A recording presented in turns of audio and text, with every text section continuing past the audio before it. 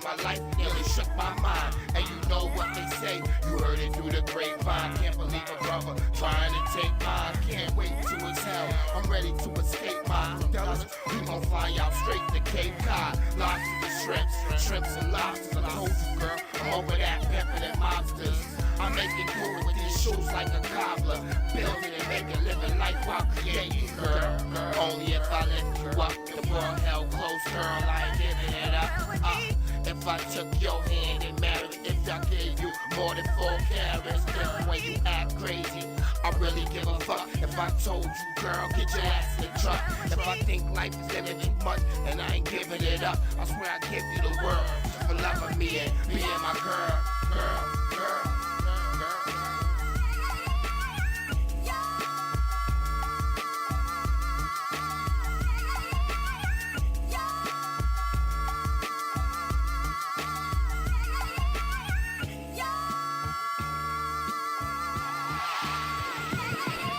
My daddy's been gone, mommy's now R.I.P. I'm lost and doing my heart, girl. I hope you're gonna invest in me. They say for good loving, you need the right recipe. Yeah, cook it at 360 degrees. Come full circle, loving and soft. And I never meant to hurt you. I twist and I toss, all mad cause I couldn't really buy you a boss. It wouldn't mean nothing, girl, if I wasn't being the boss. To be a saint in this world and dying in cross. To keep you, girl, I'm over that line, of course. If I never came through and lift you up, never had children, bought you sippy cups.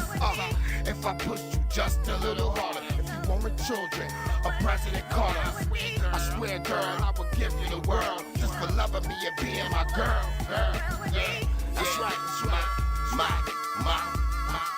for being my girl, that's right, yeah, being my girl, yeah, you know, for being my girl, that's right.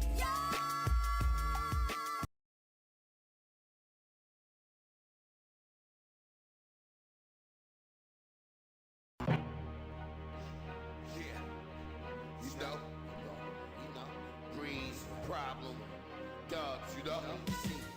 Yeah, get it. I know I'm a hustler. I was born with a brick, live like a bastard.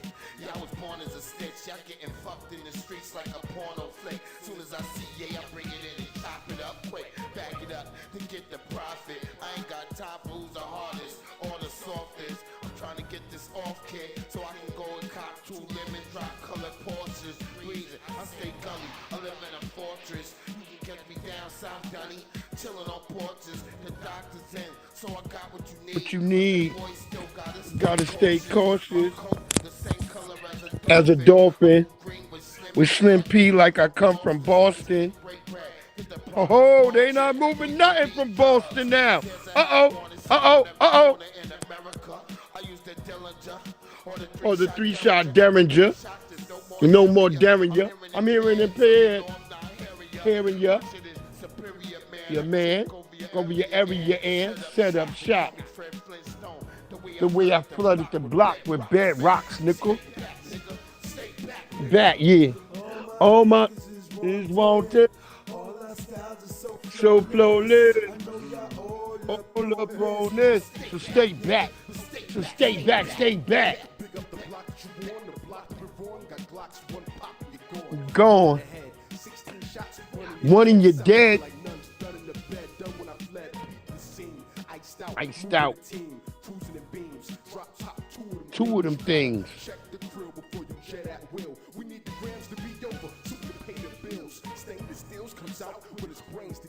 Kill. Those. Still. All her dough. Pretty thug. Magic wand. Go ahead. Pass that on. Yeah.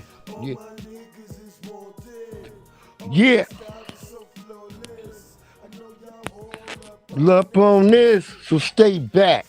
Stay back.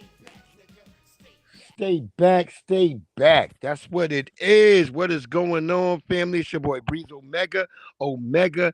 That's Breeze. You know what it is. We in this motherfucker. We ain't gaming today. We just got some shit we got to talk about, family. There's a lot going on in these United States or these ununited states of America. Let's get that right, right? Because ain't shit really united over in this bitch. And I feel like shit like that is a bad ploy. Well, and white people don't get it. You got China breathing down your motherfucking neck. And y'all would choose to be racist right now to black people? When China is right down your motherfucking neck? Y'all know who shot with the Chinese the most? I've been arguing black people since Trump's tariffs, nigga. I had to argue cousins, all of them, because they like, oh, we stand with China. I'm like, no, why would you stand with fucking China, bro? And I don't think the white people know that. I think white people are willing to spite their motherfucking face. As you saw, they had that white woman over there on Pierce Morgan talking about she uses the damn N-word all the time. They had filthy Myron Gaines up there. Filthy Sudanese Homeland Security tether. I think that nigga had his job when Obama was president. And then you got the nerve to get over here and be spouting the shit for the white supremacists. I'm sorry, African people. I don't trust none of y'all, man. It's hard for me.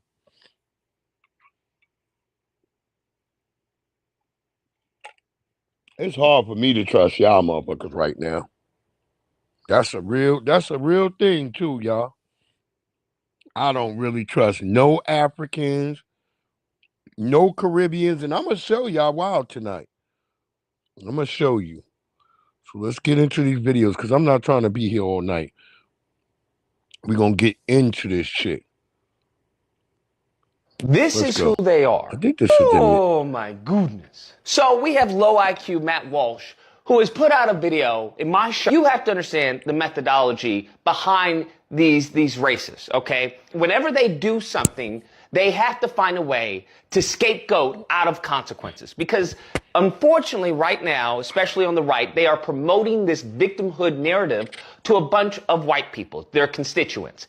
And many of them, not all, but many of them aren't the brightest, bulbs in the shed, we'll say, okay? And they are very susceptible to propaganda as, hey, they're being victimized in the country and that, we're being victims and people are attacking us and Jews are attacking white people and that's what that's what they believe. They want to be a victim, okay? That's what they want to be. They've always played that narrative, the victim. The woman who got Emmett Till killed, she played the victim. And the guys who killed our young brother Emmett Till, they all played like they were the victim. Because if you go watch read the papers, because I don't know how they do it, it's probably digital, but you could go find the old newspaper articles, and those guys literally put it on that woman. They start blaming her. So in the system of white supremacy, they play racial hot potato. Nobody, hey, I don't know who was being racist. It was her. It was Susan Bryant. Susan Bryant, like, no, it was my uncle, Roy Bryant. They all, no, it was Clayton Bryant. It was, no, it was Clayton Bryant. Like, oh, it wasn't me. That was my friend from down the street. So they always sit around and play racial hot potato. And they have black people sitting here looking around like, who's gonna hold it? You know what I mean? No, all them niggas' fingers was in the cookie jar. Stop all this. Oh man, we don't know if what he did. The hell with that damn police officer. I don't know. They're in a systematic army. They work together in an army. And when you see the system, you don't know, oh, that's one. No, that's just one of them. That's who took out your son. And they act like there's no stories of white people dealing with the police when the police try to get their kids. There's a whole TV show called the Alaska something, where they're up in Alaska and they got deputies and sheriffs. And the white sheriffs went to try to arrest this white kid who was doing all this mayhem up there in Fairbanks. And the white daddy came out there with a gun and chased off all the deputies and was shooting at him. Injured two of the deputies. He never got charged. That's a fucking TV show that white people put out. They had to cancel that show because it was so damn dangerous for their deputies. From white people. Not nobody else, but from white people. I mean, we got the video of the white guy. I guess this happened way back before COVID, where I think it was during COVID, like literally. And he's telling the cop, I'm going to kill you. I'm going to unalive you and your whole family.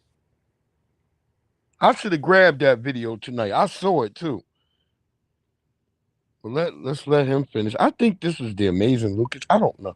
But he says some good things, and then sometimes he says some fucked It's not that they are. Black people. There is no attack on white people in this country. It's never happened. These light-skinned niggas be always off. They want to be a victim. So anytime something happens that they can try and morph into something that validates their victimhood status, they will do that. When they go out and do wrong and do evil, just as they've done in the past, that's why I say the lineage of evil, to kill, steal, and destroy, when they do that. See, right there, that's where he be saying, like, kind of like all color, when he say in the past. When have they not been doing evil? I would like to ask this brother, because I'm not trying to kick every white person, but hey, if the shoe fits, you're going to have to fucking wear it. But there's been lots of evil going on under the auspices of whiteness, and nobody really talks about it. If you go to the FBA database, almost all the crime is committed by them, both male and female. I would like somebody to prove me wrong, because y'all the ones who love statistics the most. But all your statistics say it's you and Becky Ann who's doing all the crime. They need to have a fallback. So in recent times, it's been, it's just a joke. Why are you so sensitive? It's just a joke. It's just a joke. When it's just a joke doesn't work, then they have to cry victim. Then it's, well, why are you reacting like that? I didn't even do that much. And that's exactly what Matt Walsh does in this regard. So instead of criticizing and lambasting and ridiculing the wicked woman in the video, right? He simply glosses over that, and they go what they always do. They go the route of attack, attack, attack. Okay? It's never, I'm sorry, I apologize. That's not what these white ignorants believe. These demons, they don't believe in that. Okay? Never once in the scripture have I seen the devil apologize for being the devil. Never once. I don't recall wicked people apologizing for their wicked behavior. They don't do that because they're wicked. So what Matt Walsh tries to do is he goes everything from attacking the camera person, okay, to bringing up charges.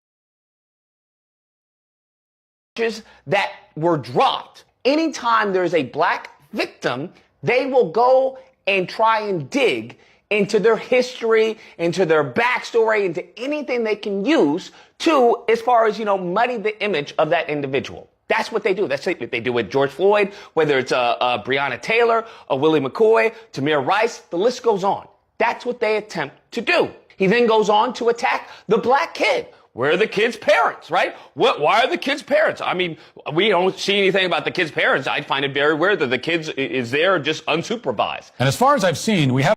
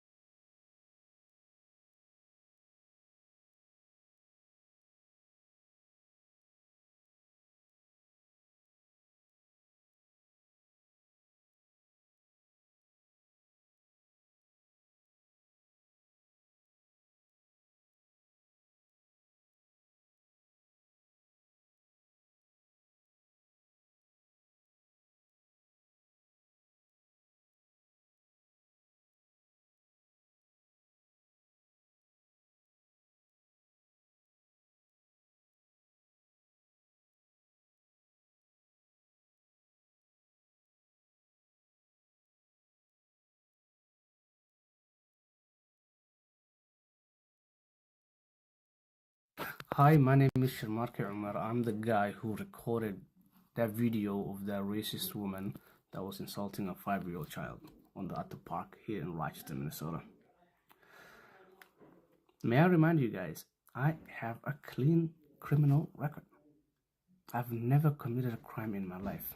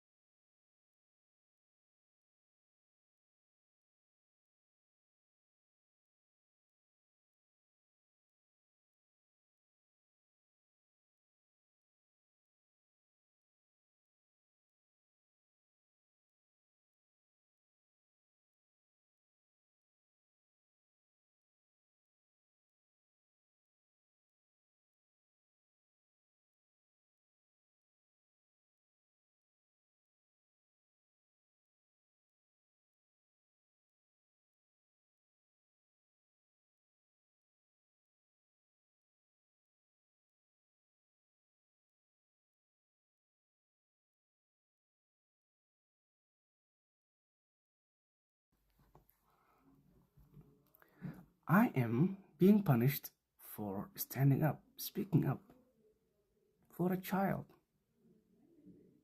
My address got leaked, my phone got leaked.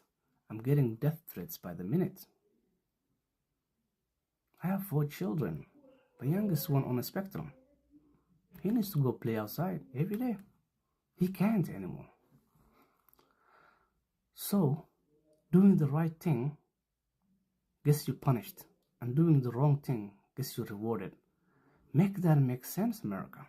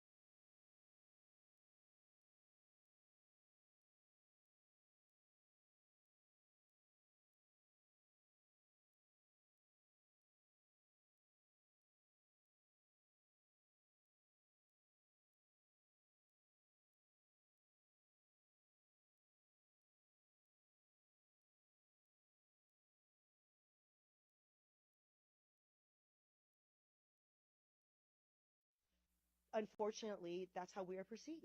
Asians are perceived as being white accomplices. Because for the majority, Asians are white accomplices in the USA. This is what I don't like about movies like The Sinners, where it does represent a small percentage of Asians in our country who are like from the Chinese, the Mississippi Delta area.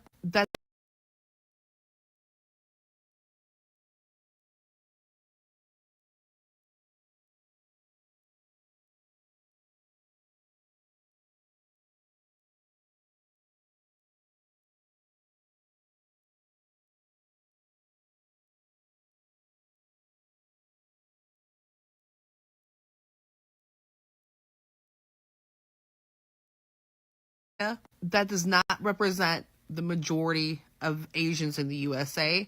And don't be getting here on the internet trying to have your little weird podcasts or whatever acting like it is. If we're going to talk about the majority of Asians in the USA, they align with white supremacy more than they do helping Black Americans. Stop coming on here because of one movie, acting like some of y'all are a lot cooler than you are, because you're not. And when I say a lot cooler, I mean That's the right. kind who speak up against racist crap. Y'all align with white supremacy more than any other minority group in this country. And this movie, Sinners, has so many Asians fronting. Because collectively, our community in this country is haphazard at best. We do... You hear her, and I know she down because she's like, yeah, they fronting. She know that's FBA language right there, 101. So she around somebody black. That's FBA. Probably her husband. You never know.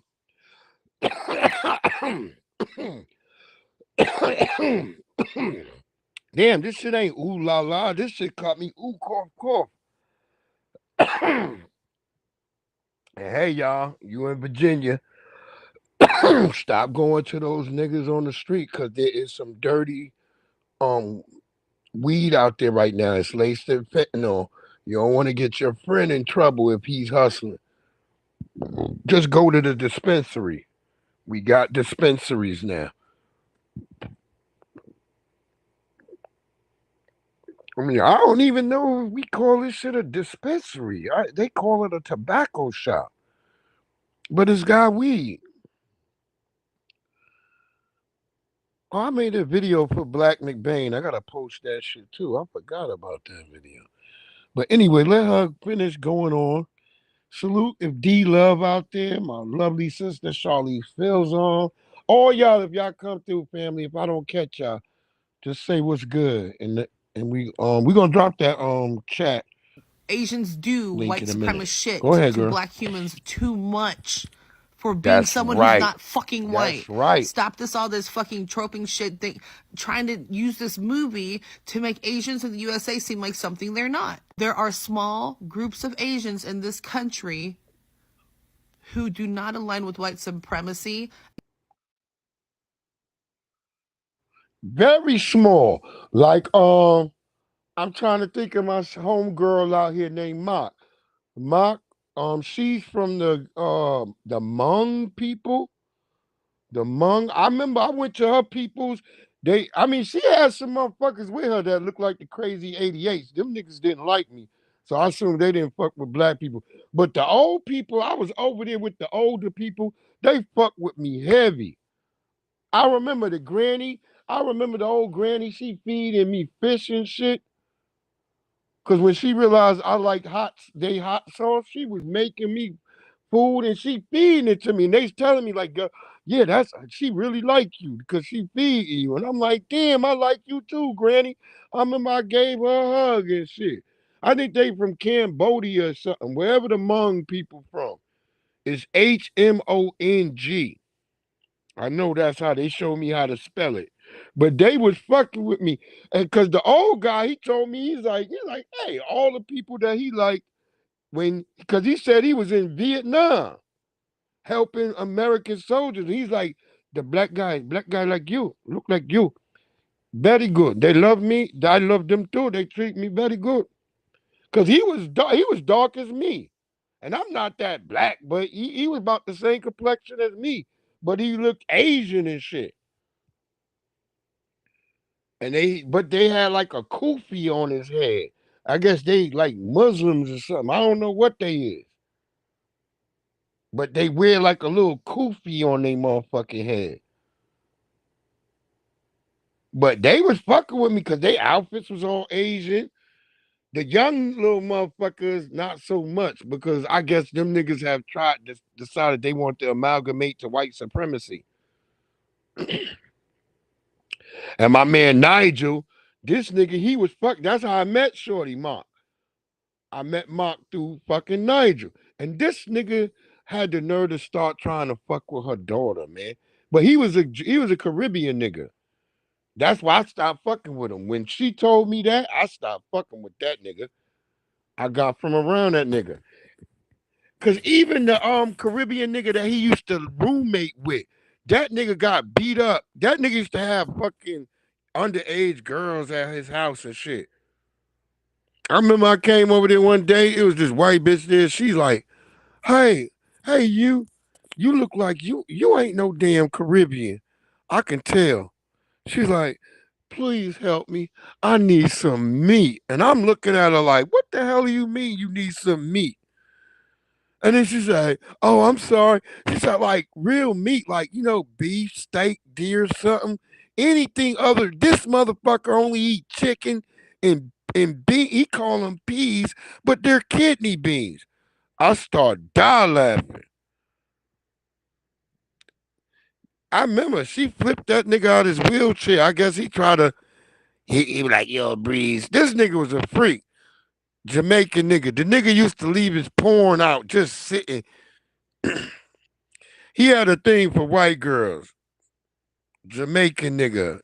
I don't even know if he was Jamaican or whatever. All I know is that nigga said he got shot out here. So that's why he was still here. Cause he always had some problems with his goddamn papers and shit. And me and my wife used to take him sometimes up to the goddamn passport, wherever you got to go to get your visa and shit. We used to have to take him all the way to DC and shit, and lift the nigga out the wheelchair. And he wasn't always an agreeable nigga. I used to be like, "Nigga, you better shut the fuck up, nigga. I'm doing this out the goodness of my heart. I'll dump you and this wheelchair on K Street, nigga."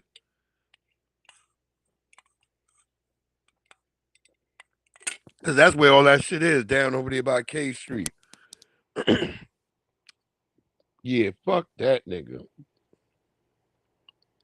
I never even thought about that back then. I used to be like, "Man, fuck these Jamaicans." I used to say that shit like, these niggas ain't like the Jamaicans I grew up with. I used to be like that because if you grew up with some niggas, them niggas was down with you. Not these niggas. Let her finish And because that I is a think she of small the Hmong percentage of people. Asians. Stop glorifying this as it's the majority of Asians. That's When she we right. know Asians in the USA have a fucking problem because too many think they're fucking white. Boom. Boom. And she ain't lying. She ain't lying because I was thinking like of all, I have very few Asian friends. Like I got an Asian nigga right here on my chat, right on my in my phone shit right now. Where the fuck is his name? Trying to look for his fucking name real quick. Cause I fucked with his ass. He was a funny little dude. He not Haji, that ain't hot. That ain't him. That's fuck is his name? It's right there somewhere.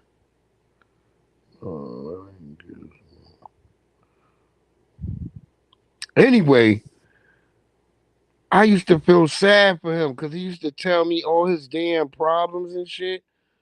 I used to be like, "What the fuck?" I'll be forgetting I got Loon number. I need to call Loon sometimes. I'll be forgetting I got this nigga number. I wonder if Thurgood still got the same number. It'd be cool if he did. Anyway, oh, Sebastian. There you go. There's his name right there. Sebastian. That nigga, yo, that motherfucker was crazy. He looked like the nigga from Not Walking Dead. What's that other movie where they had the Asian nigga? He had glasses on. And they was on Lost. Remember what the Asian kid looked like on Lost? That's what Sebastian looked like. That's the homie though. But he used to tell me how fucked up and how racist his family was. So I don't like these people run some of these. It's always these big fat Asians though with those bangs, and I want y'all to notice the difference between her and the other chick. Just look at that bitch. Because for the majority, Asians are white accomplices in the U.S. Now see, she don't got no bangs. That's your first notice right there. Look how that bitch. She looked like the nigga from Mad TV. Remember the Chinese nigga from Mad TV? He would be dressing up as bitches all the time. That's what that bitch looked like. Look at it, the sweater with the fake. See, that's the Asian bitch I'm fucking with right there, without the bangs. If I'm a fuck with an Asian bitch, but hey. That's what I said. I'd have to be willing to smell rice paper and shit all damn day. And I don't think I'm with all that shit. I don't want to smell rice and shit.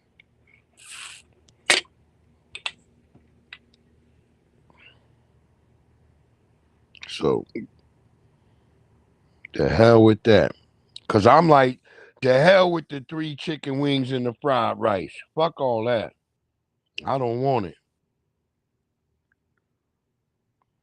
I don't want it. I don't want it. And I don't want it. And listen, we about to get into something real deep.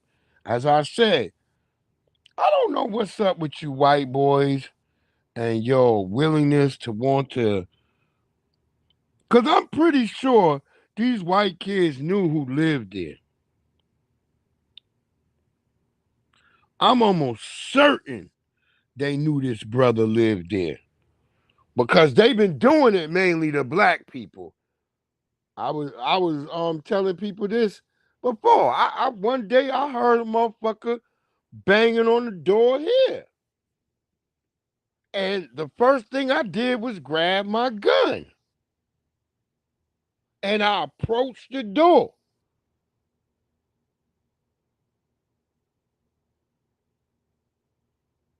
And when I bust that door open, the motherfucker fell on the ground. And I was like, oh, you stupid little shitheads. And no, I held them there. I held them at gunpoint.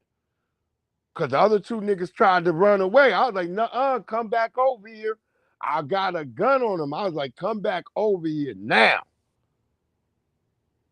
Oh, not only did I call the police, I made them give me their mama and daddy's phone numbers. I was like, call your mama and them right now. Take your phones out, call your mamas and daddies. Get them on here so I can let them know what's going on.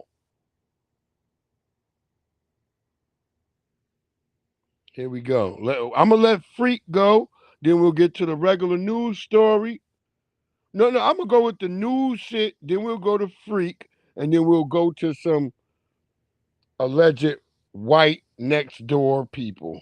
Because, man. Still deciding whether to charge a homeowner in that deadly shooting of a teen. Investigators say the 18-year-old was one of 3 teens breaking into the man's house. Fox 5's Bob Barner. And they did eventually charge, brother.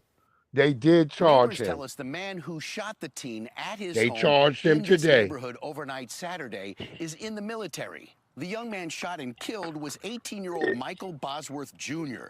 Played lacrosse and football for Massaponax High School, Spotsylvania County. Notice how they gotta go right into the white boy. Oh, he played lacrosse and football. Such a good, wholesome white boy.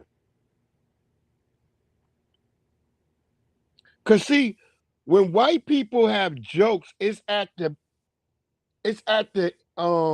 what I want to say.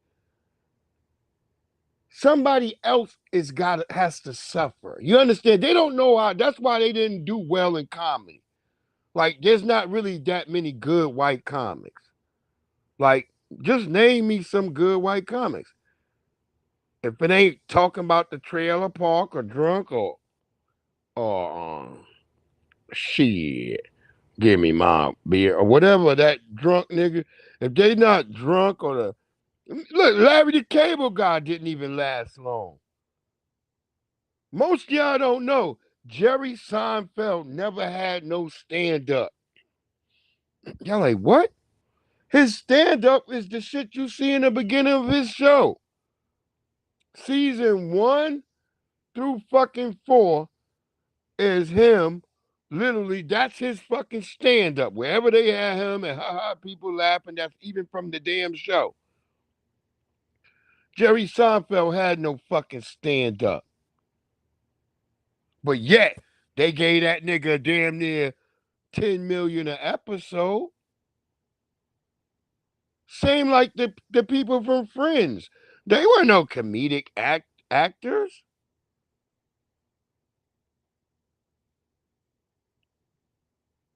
They were mediocre, but they gave them all kinds of money. What did they do after Friends? I'll sit here and wait, man.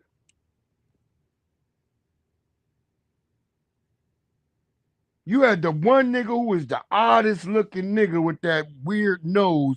That nigga was trying to be in war movies and everything, but he didn't fit to be a real character, so he had to play a douche nigga in war movies. As I said, out here in Virginia, most black people are from the military. If Blackman Bain was on here right now, he would tell you that. Most of us out here all were part of the military. That's why black asses is around this damn city, if not in Virginia or Maryland or Delaware. We're all really kind of right here close by. High school, Spotsylvania County Sheriff's officials say Bosworth and 2 juveniles were in the backyard of a home on Mackenzie Lane around 3 in the... Notice this now. Here you go. Bosworth and 2 juveniles, which the other kids were only 16. He's 17, they 16. So why is there a difference? See, when you're a white person, you still a child. Look, 16, that's a kid. Wait till you hear this white lady. Trying to break into the house when they were confronted by the homeowner. Bosworth was shot and killed. One of the other boys wounded in the gunfire. Neighbors tell us they heard as many as 8 gunshots and that the teens had tried to break into other homes on the street that night. The boys who survived tell investigators they were only recording themselves dinging and ditching for a TikTok challenge, not trying to commit burglaries. They lied. Here in the Fredericksburg neighborhood this afternoon. I'm sorry They the kid lied. did that. I wish that he hadn't done what he did because he had to pay the ultimate price. Nobody likes that. Nobody, not even the homeowner. Yeah, it's very unfortunate. Not a good idea. It's not safe. Just don't do it. Because you don't know what's on the other side of the door. Right. Just don't do it. Of course, she's talking about the whole notion of dinging and ditching.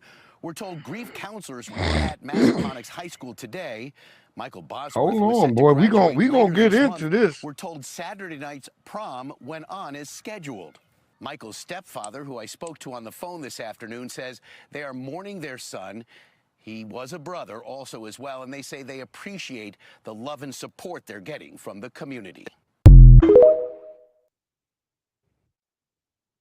You see how the media made it all about the fucking victim, the dude, not the victim, which is the black man. And notice they got him already in a mugshot, even though they start off with talking about he hasn't been charged yet. But why is he in a fucking mugshot? Because he was already charged. See, this is where I keep trying to tell y'all, your local media is some of the most racist. And this media out here, I used to fight with they reporters all the time. I remember when Armstrong Williams used to work for them. I used to stay on that nigga bumper. That's why Armstrong Williams is a good black brother right now. Look, even if he's a Republican, I seen Armstrong Williams stand against Republicans and their racism. That's why he ain't rise. Armstrong Williams was supposed to be rising. He was almost a Sambo, a full-blown Sambo, till we started checking him. I'm one of the niggas. I was checking him every day, like, hey, nigga, bro, what you saying is wrong. And checking him. And he couldn't run from it. I thank God.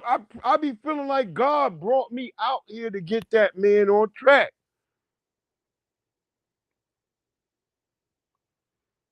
Cause I remember Armstrong Williams. Oh, if my wife was alive right now, she'd be telling y'all like, oh yeah, he was on his motherfucking bumper. I did not let Armstrong Williams get away with his boot licking. Cause I would see the nigga. The nigga would come into Panera Bread. I was the manager in Panera Bread at that time, and I would see this nigga like, hey, nigga, Armstrong Williams, yo. Hey, nigga, the shit you said, and that nigga would have to deal with that shit. We were catching him in the street. And when you check a nigga in the street and you let him know you a real person, he can see you now. And he see you ain't, you going against all the bullshit he been saying. Here you are, you a working black American, you a father, all this shit, and you telling him to his face that the shit he's saying is bullshit. See, that's the shit people don't get. And salute to the little youngins out there. I gave them my YouTube. I know they shouldn't see this at all. And I told them don't ever really come see this at all. But they was little youngins, boy. They was like, man, we like your sneaker. They cool. I love the kids, man. Kids gravitate to me because they know I'm not no goofy nigga. They could tell. Kids can always tell a good person. Cause the first thing they notice, you don't want to be bothered with them. That's why kids start asking you a lot of questions. If kids ain't asking you questions, they really don't trust you. Just get that in your motherfucking head. But so now this brother, and I told y'all they done charged him now. We'll let Freak talk and then we'll listen to this white woman. Goofy alert, a dumb prank ended up with the passing of this 18-year-old named Michael. Don't scroll after the end of this video, tell me who was wrong. So Mr. Chase has been charged with the passing of 18-year-old Michael after they were playing a prank on him. It was 3 a.m. in the morning when Michael's friends claimed that they were just kicking in doors to be funny and run away, almost like Ding Dong Ditch. Well, Michael claims he did not know that. He stated that he heard people breaking into his home and got his firearms. He caught them on the property and started, letting it loose. His friends claim a different story. They said that after they... Real quick reference, we never played Ding Dong Ditch late at night. We played that shit in the daytime. If you have cousins who used to go, yo, what up, Twid? What it do, Twid? That's what I do is in the house. What up, my good brother? And I was saying, if we did something like Ding Door Ditch, we did that shit in daytime. And you didn't really do it at houses. You would do it in the neighborhood. Like if you had a projects nearby you, like maybe some projects or some towns where people ain't gonna be so quick to bust a gat on you. Well, back then, it wasn't like that. You wouldn't, you ringing doorbells. You know what I'm saying? We would go to Terrace Ave and play it over there. But you only did it during the daytime. You didn't do that shit at night, no 3 a.m. in the morning. Body goddamn door, nigga. That's the wrong time, nigga. For any goddamn banging on somebody's door. Word up. I wouldn't even be. You saw the African. He knocked on the door and that white guy killed him. Unalived him. Whatever the hell y'all want me to say. I just get so confused with telling the damn truth all the time, YouTube. Let him finish. Because it seemed weird. Y'all all like, look how the picture they got of the white boy. They got the brother in the mug. Like, that's the only picture y'all niggas can find. All of y'all is just the mug shot. But I went and found that brother had a lot of nice pictures of him fishing with his kids, with his mama and his daddy, because that's who he lived there with. His mama and his daddy. And he's a military soldier. The media keeps dropping that part. They don't tell you that he's a soldier. He's trained for this. He doesn't know who's doing all this. So when he shoot a gun, it's different. Somebody might die. And it's unfortunate for the young white boy, but hey, stop fucking around and finding out. After they proceeded to kick his door repeatedly, they decided to start running and trying to find places to hide. But then they were met with gunfire, stating that they were just doing a harmless TikTok prank and they don't understand why he would do this. Now you have family members stating that you're supposed to investigate the situation first before you react. It doesn't matter if it sounded like people were kicking in your door or you thought someone broke into your home. While other people are saying no, they tried to kick in his door. He thought it was an intruder. He proceeded to move the way he thought he should have, and then it sadly ended with one of them not being here anymore. Regardless, Chase has been given no bond. What do you guys think about this story? Well, the way I feel about this story is that, hey, stop fucking around with people. Everybody ain't here to play with you motherfuckers. They just not. Everybody not out here. Everybody not out here to be like, hey, bro, okay, you made a mistake. You made a mistake, dude. Everybody not out here to play with you. I'm trying to get this other story real quick before we move on real quick. Where's that brother at?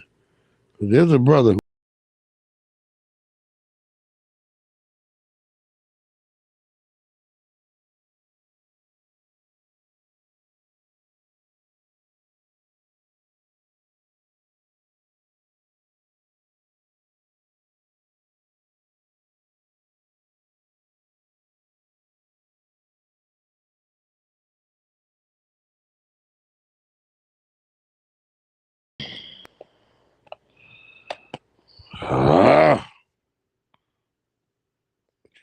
fucking around, bro. We're gonna have that white woman. Yeah, let's let that white woman talk while we do Poor this. child, the poor kid that got killed, and of course what happened to him. I mean, such a stupid prank. Poor child. And look at the results. Family's ruined. So, very sad. Hope this does not happen, and I hope the kids learn a lesson. Tyler Butler is 27 years old. He is charged with second-degree murder, malicious wounding, and using a firearm in the commission of a felony. He's accused of shooting at 3 teenagers behind the home he grew up in and shares with his parents and brother here on Mackenzie Lane in Fredericksburg. The shooting happened around 3 a.m. Saturday. The Spotsylvania County Sheriff's Office says the teens were attempting to burglarize the Butler's house. 18-year-old Massaponax High School senior Michael Bosworth was shot and killed. One of the 2 juveniles with him was shot and wounded. They tell investigators they were videotaping themselves doing a ding-dong ditch as part of a TikTok challenge. Now, in court documents, Tyler Butler reports being single, having gone to college to study computer science, and now making his living through sports betting. I met with a neighbor here who showed me video from in front of his home not long before the shooting down the street. And the video, he wouldn't share it with us yet, but it shows 3 teenagers approaching his house and not ringing the doorbell and running, but banging and kicking his garage door. He says they weren't trying to break into his house, but this was not just simply ringing and running. Listen to how the media is trying to make it like it's not something that this guy is the bad guy. Man, I'm trying to tell y'all, boy, these people are like just showing their true colors, man. Y'all better get your two-time together. It's your motherfucking two-time. Stop sitting out here. Because all of them on code. They just get on code so easily. There was a video I was watching earlier and shit. And they had like a white British nigga and they got like all these white guys and one tall black guy. And he asked the woman who, well, they show in the beginning who committed the crime. It's a white guy, right?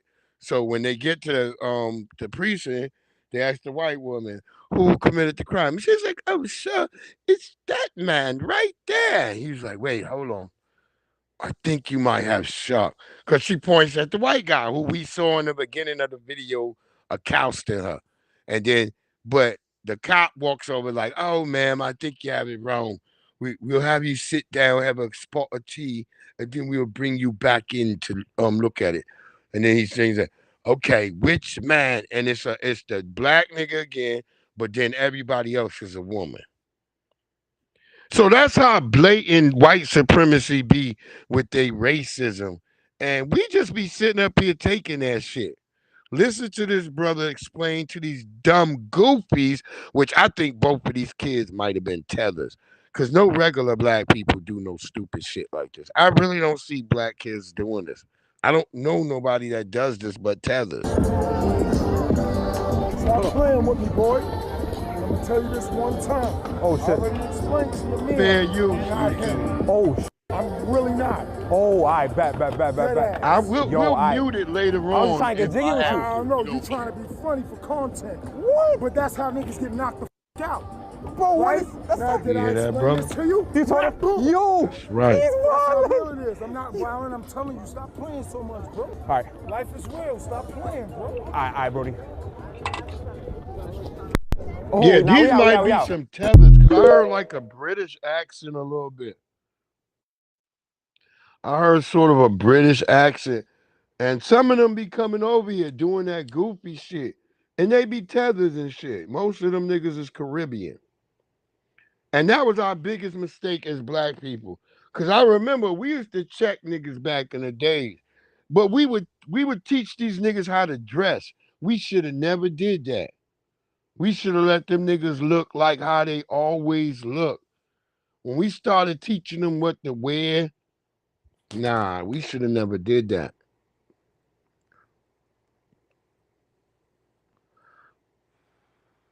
Like they should have been like really loyal, like my man Sean Dawn was a real loyal bro.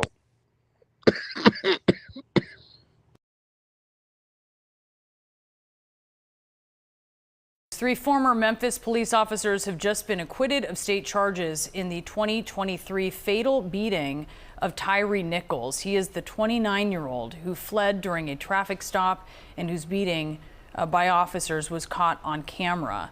The defendants were found not guilty of second-degree murder, aggravated assault, and aggravated kidnapping. They do still face the prospect of years in prison after they were convicted of federal charges last year. 2 other officers involved in the incident have agreed to plead guilty to state charges. They are not standing trial under deals that they struck with prosecutors. Here's a statement from the Nichols family's legal team. It says, quote, "Today's verdicts are a devastating miscarriage of justice. The world watched as Tyre Nichols was beaten to death by those sworn to protect and serve. That brutal, inhumane assault was captured on video, yet the officers responsible were acquitted. Tyre's life was stolen and his family was denied the justice they so deeply deserve. We are outraged and we know we are not alone." All 12 of those women were white. Just letting you know. It was an all jury of women and they were all white.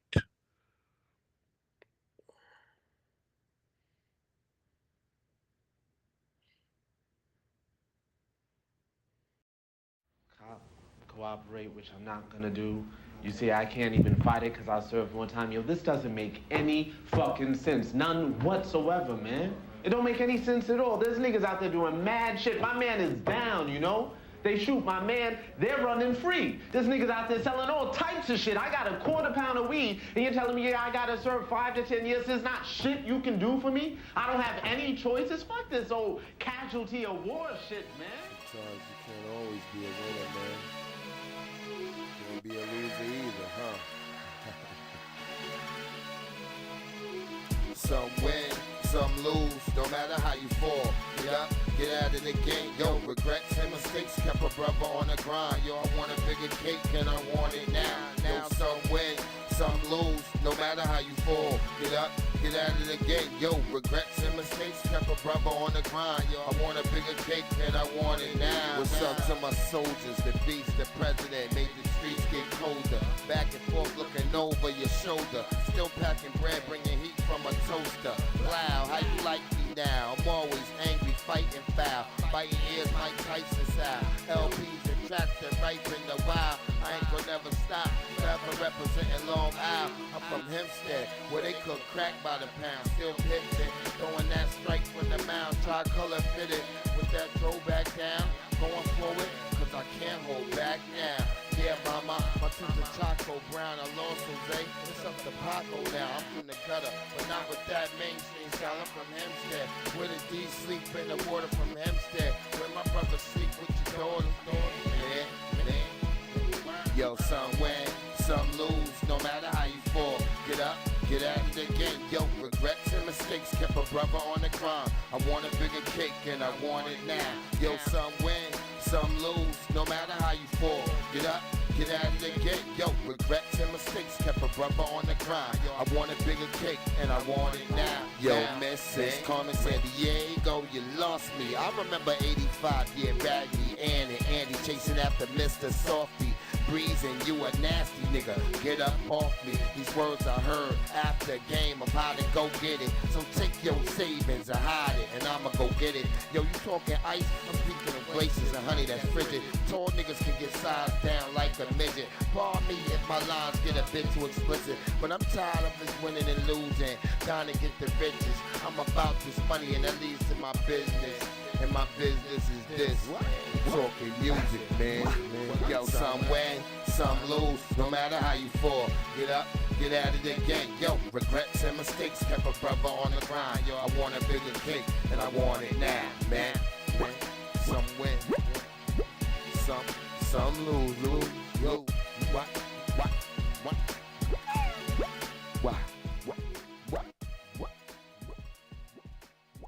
And it's hurtful to know that they can just murder people and walk away. It happens all over our country. They murder people and they get to walk free. And we don't get to see Tyreek. He never gets to come home. And it's not fair. Why do the police always get away with it? They always get away with it. Is it shocking to you, the verdict? I'm not surprised at all. I'm just hurt because I thought that in this city, with the way that it happened, that it would be an example to the rest of the country that this is not acceptable, but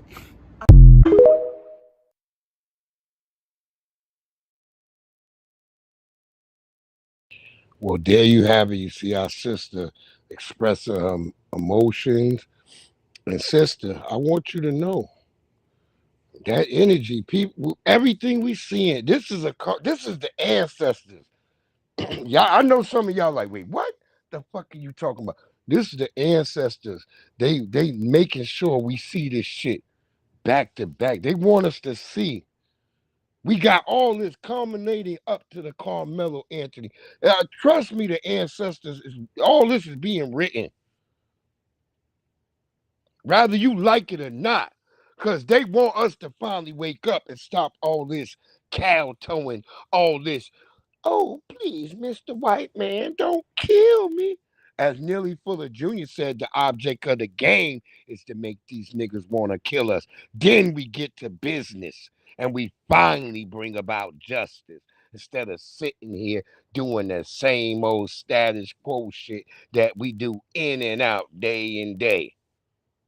But you don't get it because you're so scared because you niggas been raised so comfortable. See, had some of you niggas went camping, you'll be all right with this shit. You be like, shit, all right. If the shit hit the grid, go down, nigga. Shit, I've been camping. I know how to make this shit happen. You be like, all right. Because we can get all this shit back up, but we going to have some sacrifice. See, when they show y'all that civil war, it looked all sanitized. It was still lights on and shit. Y'all didn't notice when they was attacking D.C., it was like lights everywhere, but bombs is just blowing up everywhere. They got you niggas thinking the lights still gonna be on when it's bombs. Nigga, y'all ain't never seen what happened over there in Iraq. Since you niggas worry about Palestine so much, do you ever watch the news and see how dark it is over there and them people getting blown the fuck up in the middle of the night? Nigga, all you see is fire, nigga. That's it. So miss me with all that bullshit y'all be talking about. Y'all be in this world acting like y'all would really stand and be about something when you wouldn't. Especially these white supremacists. They be just as scared. And I don't know about other niggas, but I got night vision. I got a night vision scope. I got night vision binoculars. I got all types of night vision. I got a shit that clip on my helmet if I put my helmet on. Yep, I got a helmet, nigga. You should have one too. You could buy them off of Amazon. You could get them from Amazon. Shit, they even have them on Temu. Now, I don't know, nigga, ain't no helmet really gonna protect your damn head, really, nigga. It's just to try to deflect something.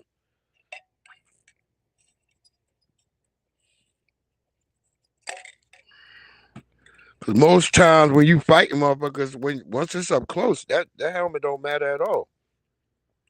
But from a distance, it can be sort of a barrier.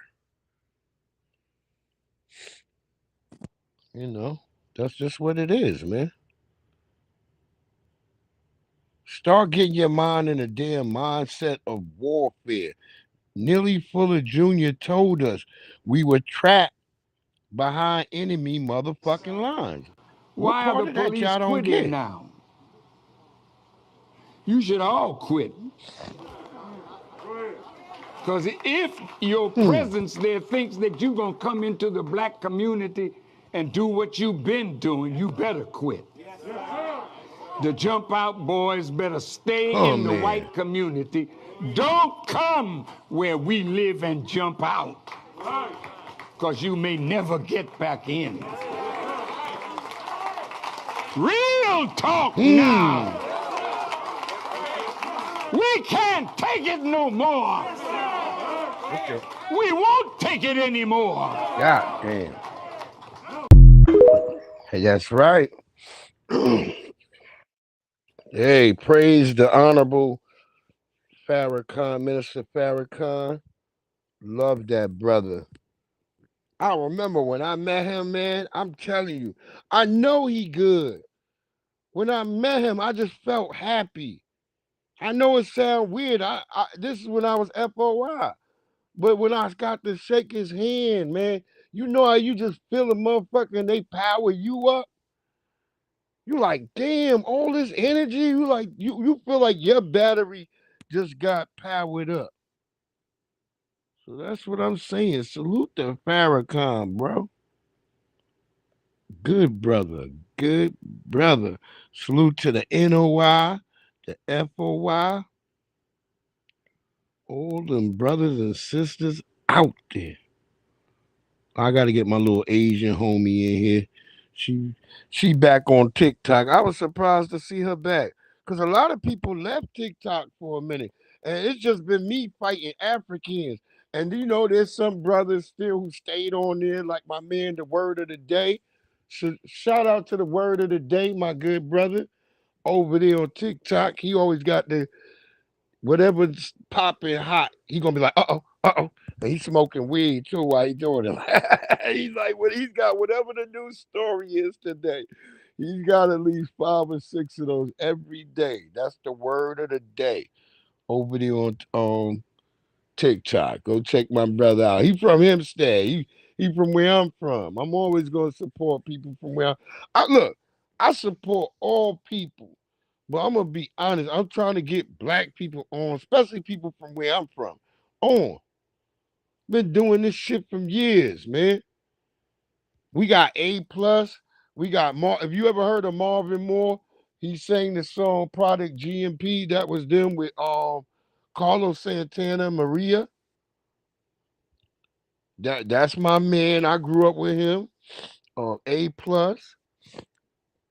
Chalk from Prodigy, who's Prodigy from Mobb Deep. I grew up with all them brothers.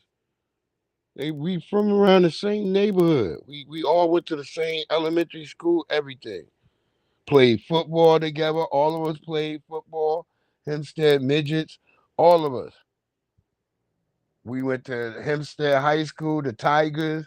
We all played basketball, and we rapped and shit. I remember I used to have to battle A+ by the garbage cans. This shit is crazy.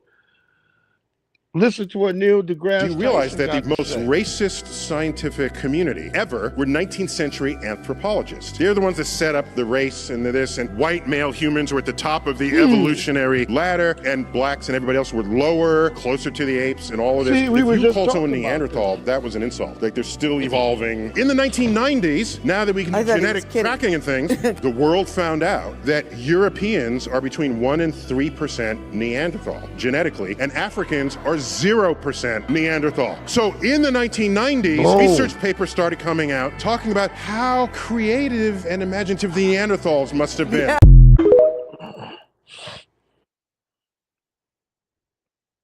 See?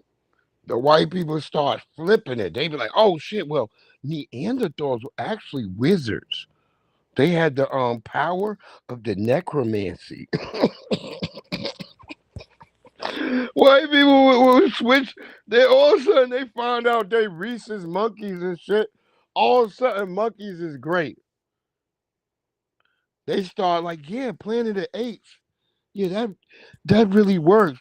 Cause notice the Planet of Apes.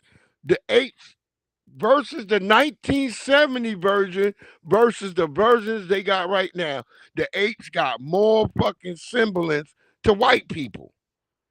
Y'all ain't been paying attention. Cause there's always that fake like white guy who's like, yeah, man, I don't really like how this is going, man. It's the fucking 1%, dude. It's them fucking guys, man. They're way up in the trees where all the good bananas are.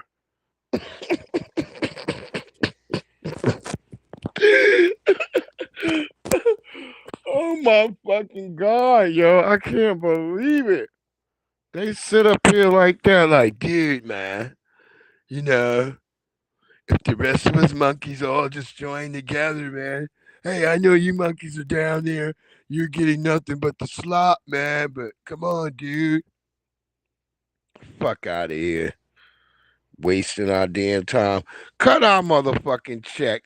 That's all you weird niggas like the nigga who was on Joe Budden joint talking about, I don't think niggas should get no reparations. I think equity. I don't want equality.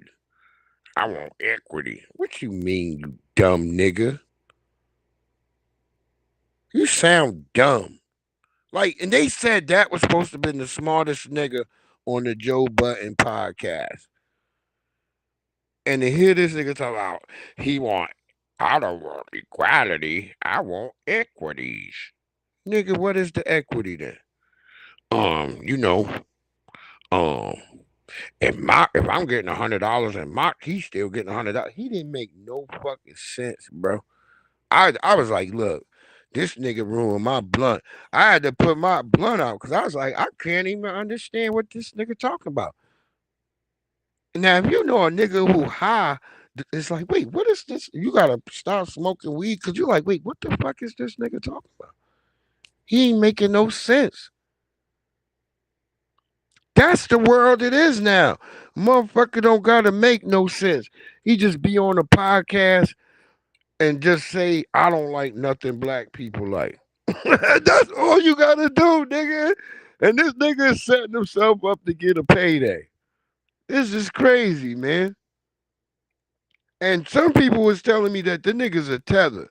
So I don't know. He looked really white and blue-eyed to me. So I don't know. I don't know what type of nigga he is. He could be like Caribbean or something, and maybe his mama white. We don't know.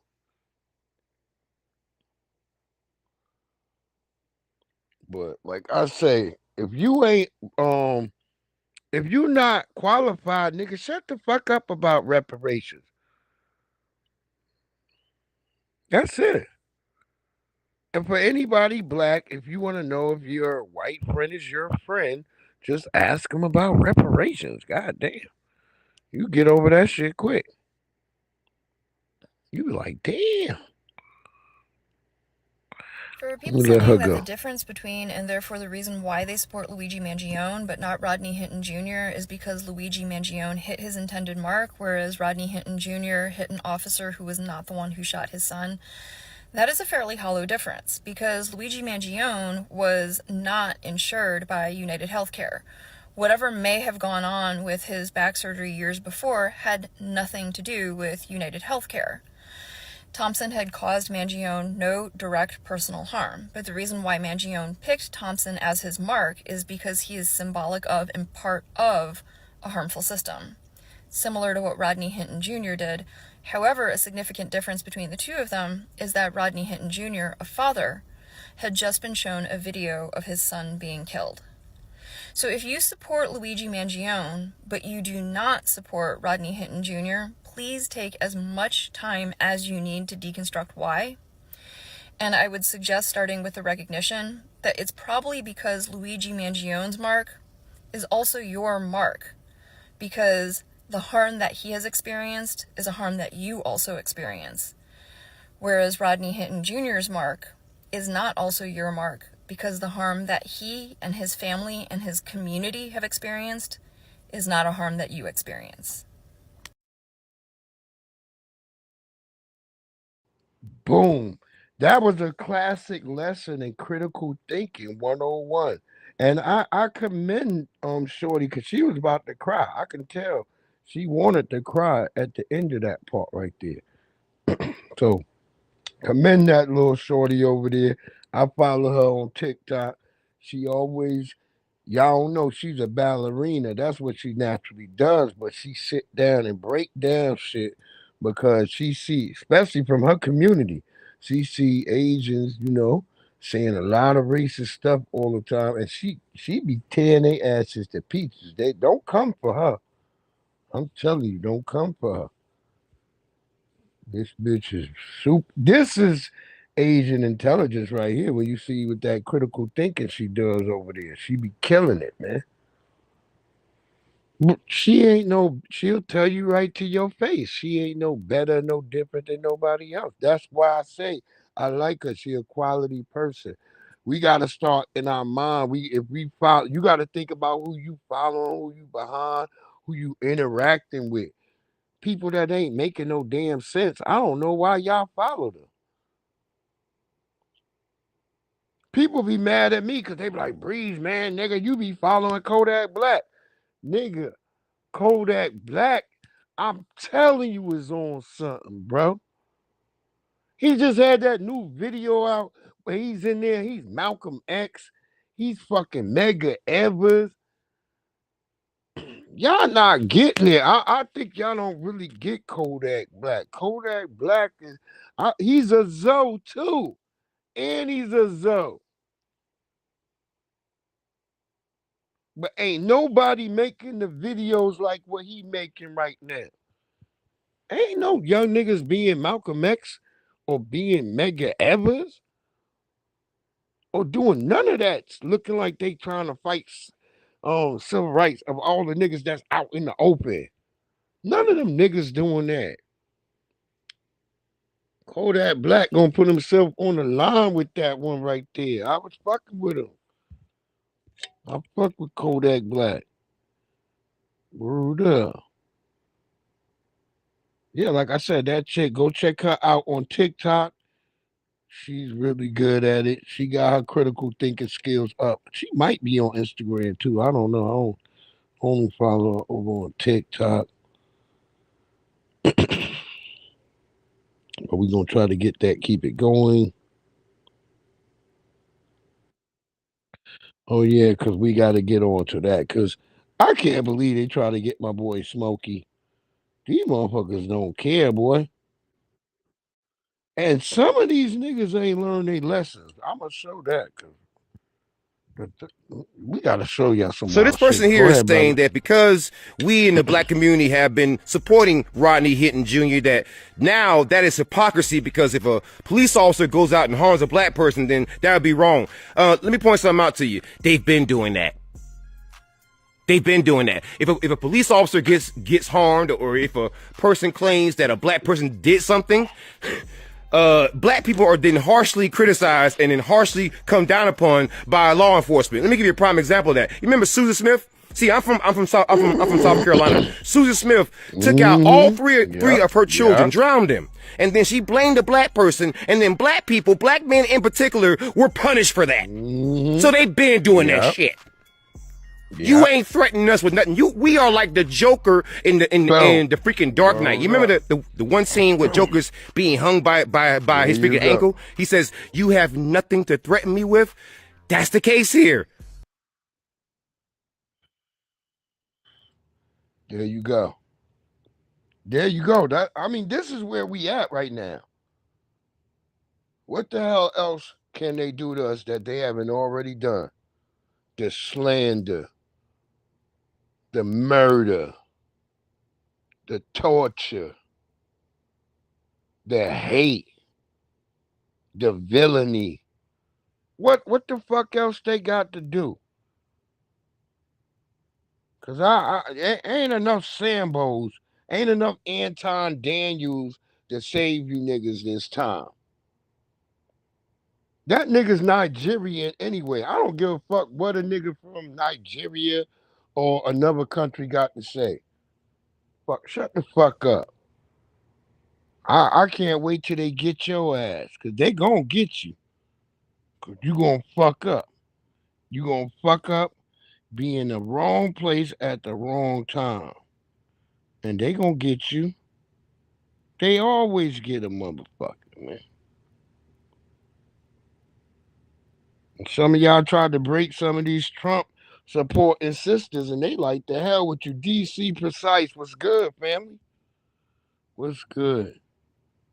Look at this motherfucker right here. Smokey Robinson is responding to a lawsuit brought by 4 unnamed women who allege they were repeatedly sexually assaulted and harassed by Robinson while working as housekeepers for the singer and his wife in 2007 and 2024. I know Robinson's these attorney niggas has lying. issued a statement saying, in part, this is simply an Fuck ugly outta method here. of trying to extract money from an 85-year-old American icon.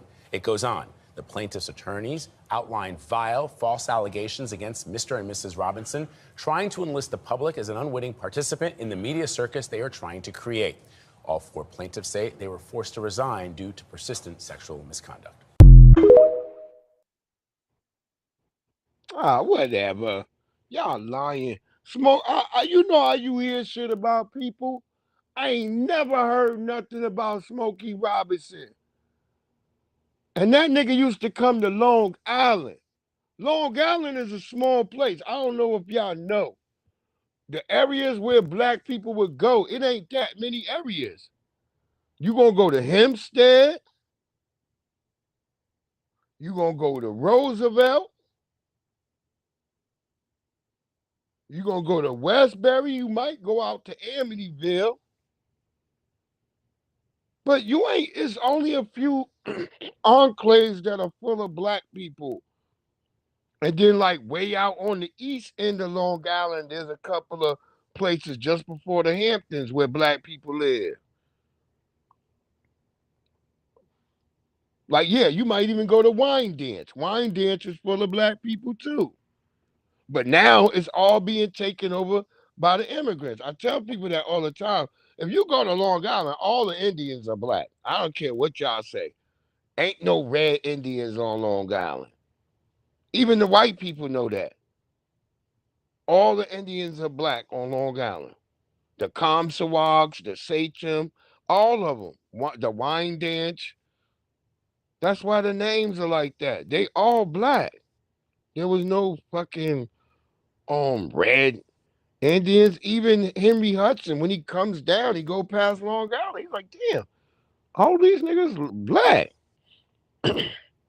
That's why the term is Indian. They don't get Indian when they go see them. They way in the West. They never even there yet. They get the term Indian because they're British. They've been to India. They've seen the black Indians that look like us. So when they get over here, that's why they use the term Indians. But y'all so stupid. Man, the Native Americans, well, they don't say Native Americans. They don't say shit about Native Americans is a term created later on from the 5 civilized tribes that white people said, the ones who joined white supremacy. Why would white people say there's only 5 civilized tribes? That means there must be other tribes. Remember, just like in the Garden of Eden, why are fucking Adam and Eve afraid because of other motherfuckers are around if they're the only 2 fucking people? Do y'all even read y'all Bible? I don't even think niggas do. I think y'all be like, man, I just listen to what the pastor say. You don't even read that Bible. Because if you did, you would know Adam and Eve was afraid of other motherfuckers. Why would they be afraid of other fucking people if they the only fucking people? Make it make sense, y'all. It's in there. It might even be in 1 Corinthians.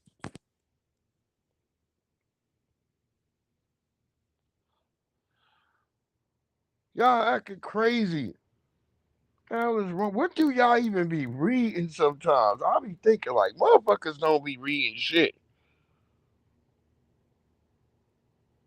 Because you would know they asses up in there scared as a motherfucker. Yeah, U.S., they create that shit later on, D.C. But when Henry Hudson and them get over here, they coming down. That's why they named up that part of New York, the Hudson River. Because when they come in there, yeah, they white. Yeah, it's what they white and they say so. That's called power. See, that's what I'm saying. They were exerting power. If you come through, start naming shit, like the people who were here, they didn't call ducks ducks. White people came and said, "Oh, those are ducks," because they had whatever they want, what they said they were over there, not knowing these the same animals because they cross fly.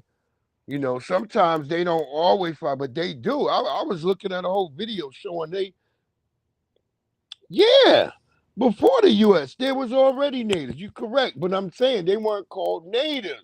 What I'm saying, they were indigenous people to this land. But when the white people saw them, they called them Indians because they had already been to India. You know, Henry Hudson had a long campaign. He had been to India, Bangladesh, all of that. These crackers had been around. Yeah. Yeah, they just name that shit whatever. They just come through like, hey, nigga. Because they made the District of Columbia, but Columbia is like, I'm trying to think of what they call it. It's called like, oh my God, there's a fucking term for it that they use for things like that. It's called like, because it's like one of the fucking Caribbean islands have that name that they call it. It's a lot of fuckery they do. But remember, the white supremacists do whatever, because everything where black people get started called, well, the natives in this area start getting called black are in Virginia. It was right down here in Virginia where I'm at. I went to the whole museum and saw it where they had that white man, something Proctor, And he just started naming everybody that wasn't fucking. If you wasn't a red Mongo, he started making you just black. And that's what they did. I told people, they said, well, how did they? Because you see this increase in slavery. It increased, but the numbers, the people can't have enough slaves at that time. What happened is they made being black a crime. So a lot of the indigenous people this side of the Mississippi were black. Because you know what I mean? To be in this area and it's colder, people say, wait, what? Yeah. To, colder, when you're a little bit darker, you can take in more sunlight during the daytime. So it's actually better for you. And even if you're in the Midwest, it's better for you because you can move around. Because they even now show that there was black people on the West Coast too, all up in the Northwest, everything. I've been seeing pictures of all that shit of black people.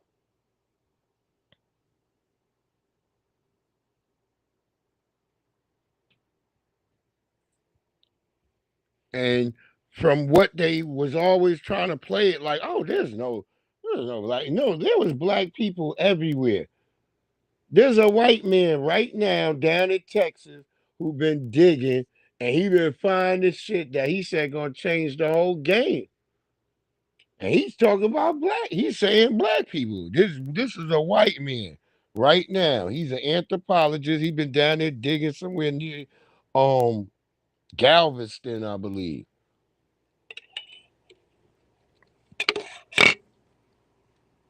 Let's keep it moving.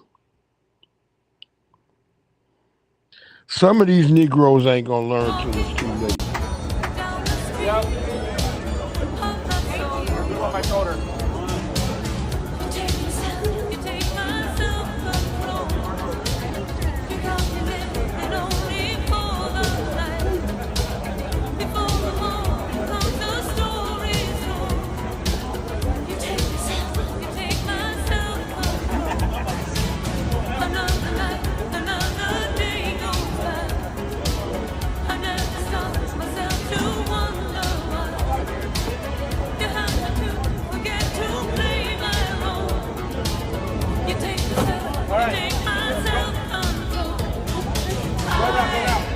Yeah, one more.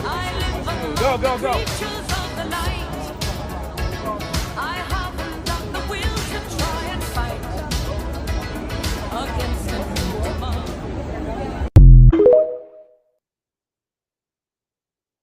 Yeah, Plecker. That's right, DC Precise. That's right, Plecker. That's right. Thank you, good brother. Plecker. Yeah. Thank you, good brother. DC Precise. He was right. I forgot. He got the name right. Plecker. I think it was Walter Plecker. The dipshit. Look, some of those Trump supporting women, they said shit. They got what they wanted from Trump.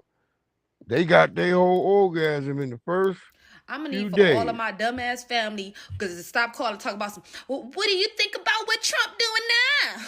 You see what Trump doing now?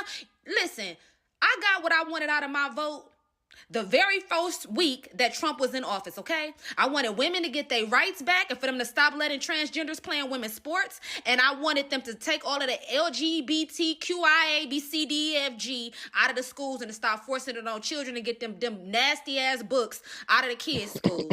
I got what I wanted out of my vote. I wanted all of those illegal immigrants that was here hurting American women to get deported. I got what I wanted. Stop asking me. I'm good. I'm back to living my life like you don't do. Because every single 4 years, y'all dumbasses let the richest black people in entertainment stand up and tell you that you can't do it and that you being held down. When their very existence is showing you that that's not true. All right, well, there you go. She told y'all last. She read y'all the motherfucking riot report. And there you go. and some of us, I didn't vote for Trump or nothing like that. Some people are under that. I'm like, nah, I actually just voted for Cornel West. I'm gonna vote for the only real actual black person. That's what I did. And I was like, shit, I ain't even fuck with all his policies. I knew his ass wasn't gonna win. So I was like, fuck it. I'm down at this bitch. I was videotaping. I said, well, shit, let me just go ahead and cash my shit, and that was it. But I knew Trump was going to win because I was already knew that woman was so terrible. And she did, this is why I always tell people, Trump never did better than he did when he went against Biden. He didn't do any better. Like an extra 1,000, maybe an extra million, maybe on top of it. No. He creamed her because less people came out, and she did terrible. You know, they had black people voting for, but when you look at the real numbers of black people, it wasn't as much as they tried to make it out to be, because most of us either deferred to Cornel West or didn't vote at all. That's it. I know my brothers. I have 5 brothers, and one is an expat. He lives in Sweden, so he can vote. But all my other brothers, you know, they live here. They was like, shit, I ain't vote for no damn Biden.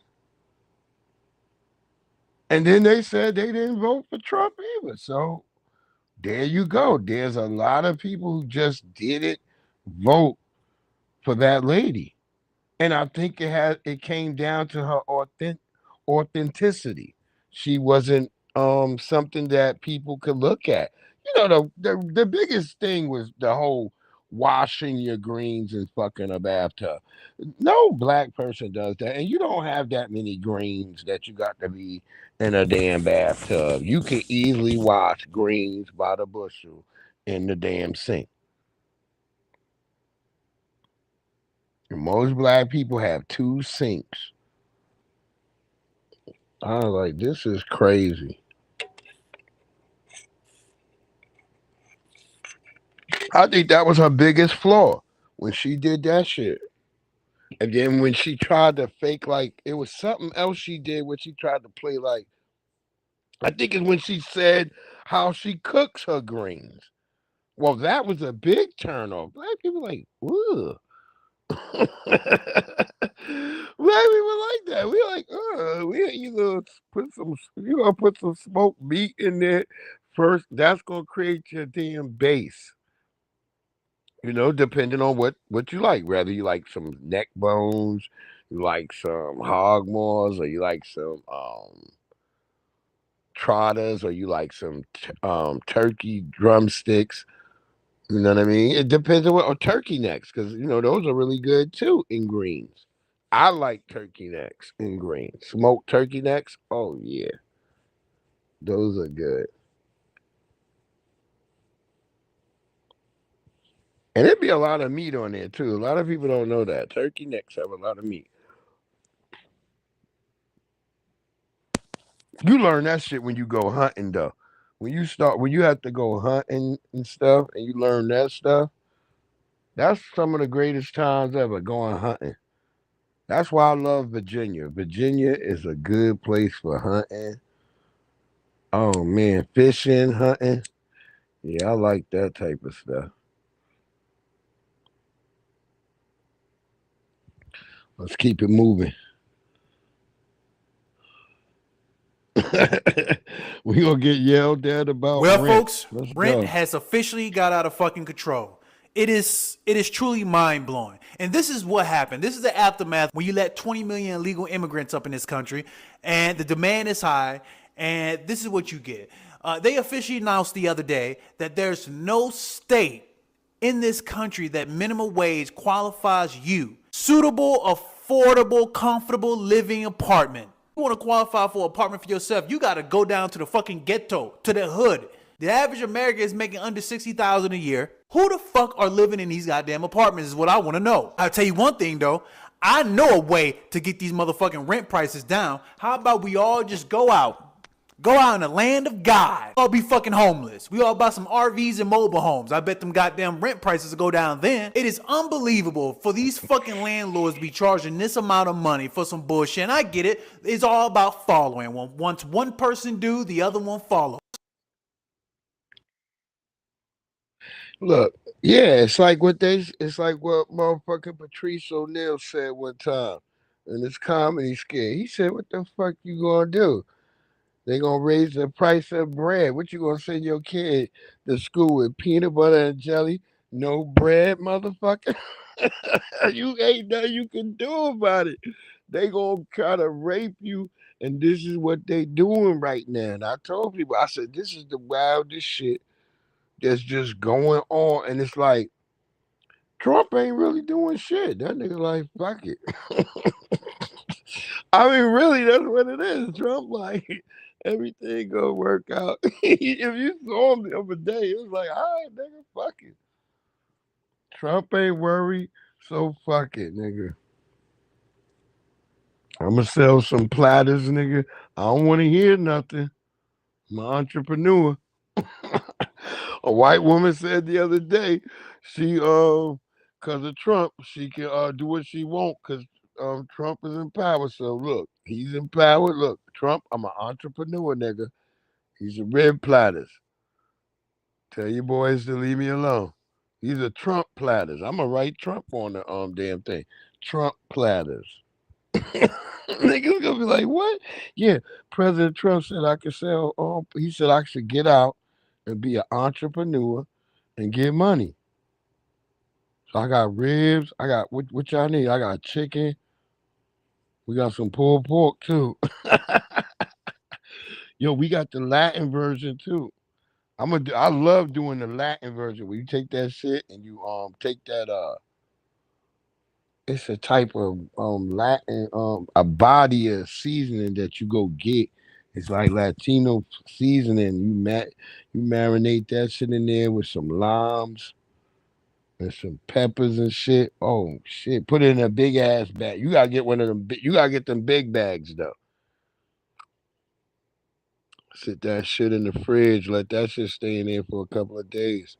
I usually do like 2 of those.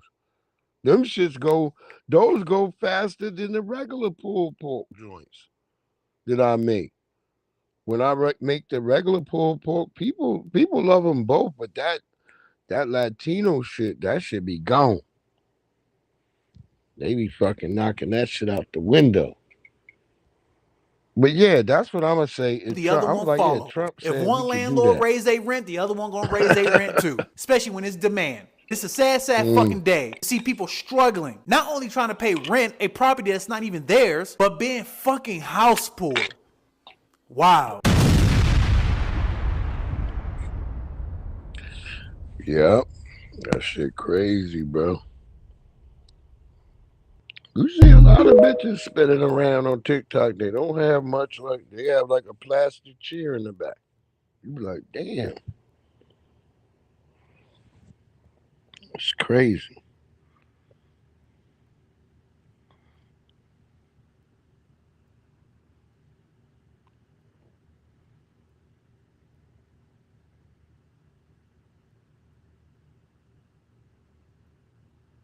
God damn. Yo, I was wondering if I was going to do this one story because it's. Oh, yeah. Yeah, Pakistan and them about to get it in. They pissed off. They's pissed off. Pakistan is pissed off. It's this real sad story, right? It's this chick.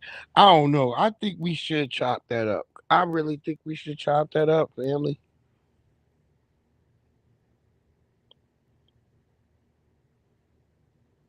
I think we should. You said no Trump platter? DC said don't call it the Trump platter. Look, I wouldn't do that on your joint, DC. I promise that your shit just be for you. But I'm just saying, I would sell that to them. Like, right there. No, I'm just saying if the boys came up, I wouldn't, that's not like what they really would be. I said if the boys rolled up, I would just be like, oh, let me write on there the Trump platters. Like, yeah, that's what we serving. Trump said we could serve, and I would just say it like that to them, and they would probably go for it. Yo, this is terrible. This sister from Atlanta, I believe she was Clark, Atlanta, and then she became the dean of some, like, I don't know, some college I never heard of in out there somewhere, and then I guess a crazed Mexican or something got her. Hearts are heavy tonight at check Clark it out. Atlanta University. One of their graduates who had gone on to become a college dean of a college in California was shot to death on the campus of Spartan College in Inglewood, California. The Clark Atlanta University School of Education just spotlighted Dr. Cormisha Clark on her accomplished career in March. On Friday, everything changed in an instant when police say former Spartan security guard Jesse Fiegro returned to the college in a security clothes and opened fire on Dr. Clark and her assistant in what police call a targeted execution-style shooting. I came under the lot. We were told that there was an active shooter next door. Officers say the suspect drove off, but they found him several hours later and took him into custody. After 3 days of fighting, Dr. Clark succumbed to her injuries Monday. What the hell? The second victim is still being treated. Those who knew her described Dr. Clark as a shining star. This was not a random act of violence. The suspect and victims knew each other.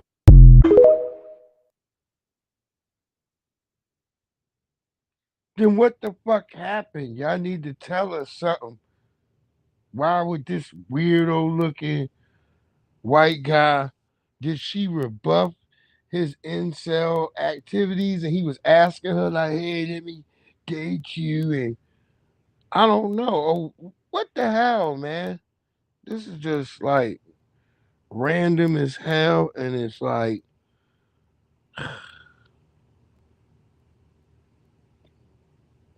she's been unalived, and we don't know what's going to happen to that sister, but, you know.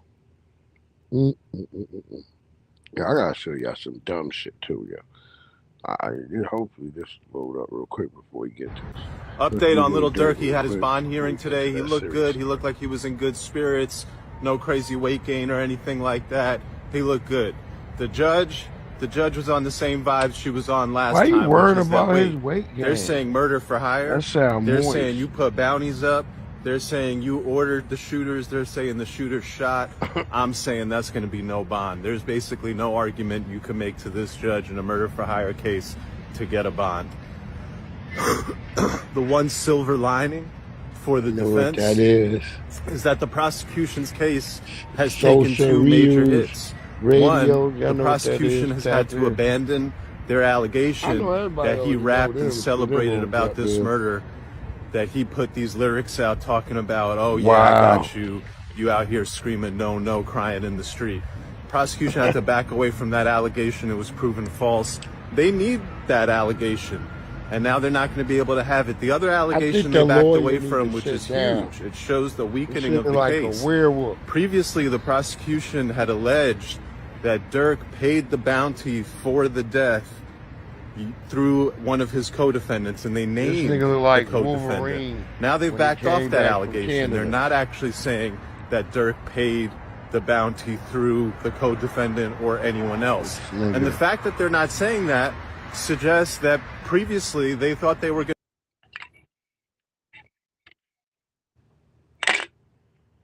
All right. God damn, Howlin' Jack. Yo, Dirk, man, I hope you got this werewolf nigga prevail. I pray, though. Because look at that nigga. That nigga doing too much talking. I'm afraid if the moon bust out right now, that nigga would lose all control. Yo, Drake. Dirk. I'm sorry, Dirk. Ain't mean to call you that loser nigga. But I'm saying, I pray for you, brother. Inshallah, man. Inshallah, brother. I hope you make it out of there. Look at this dumb shit.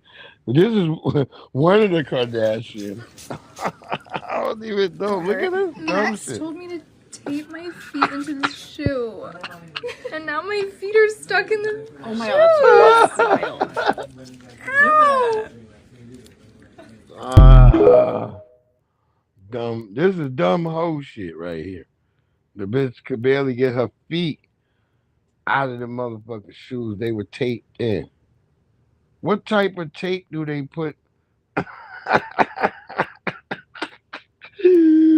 Let me look again, yo. What type of tape do they put on their fucking feet, bro? Max told me to The tape my fuck is- feet into the shoe. And now my feet are stuck in the Oh my shoes. god, that's wild. Ow.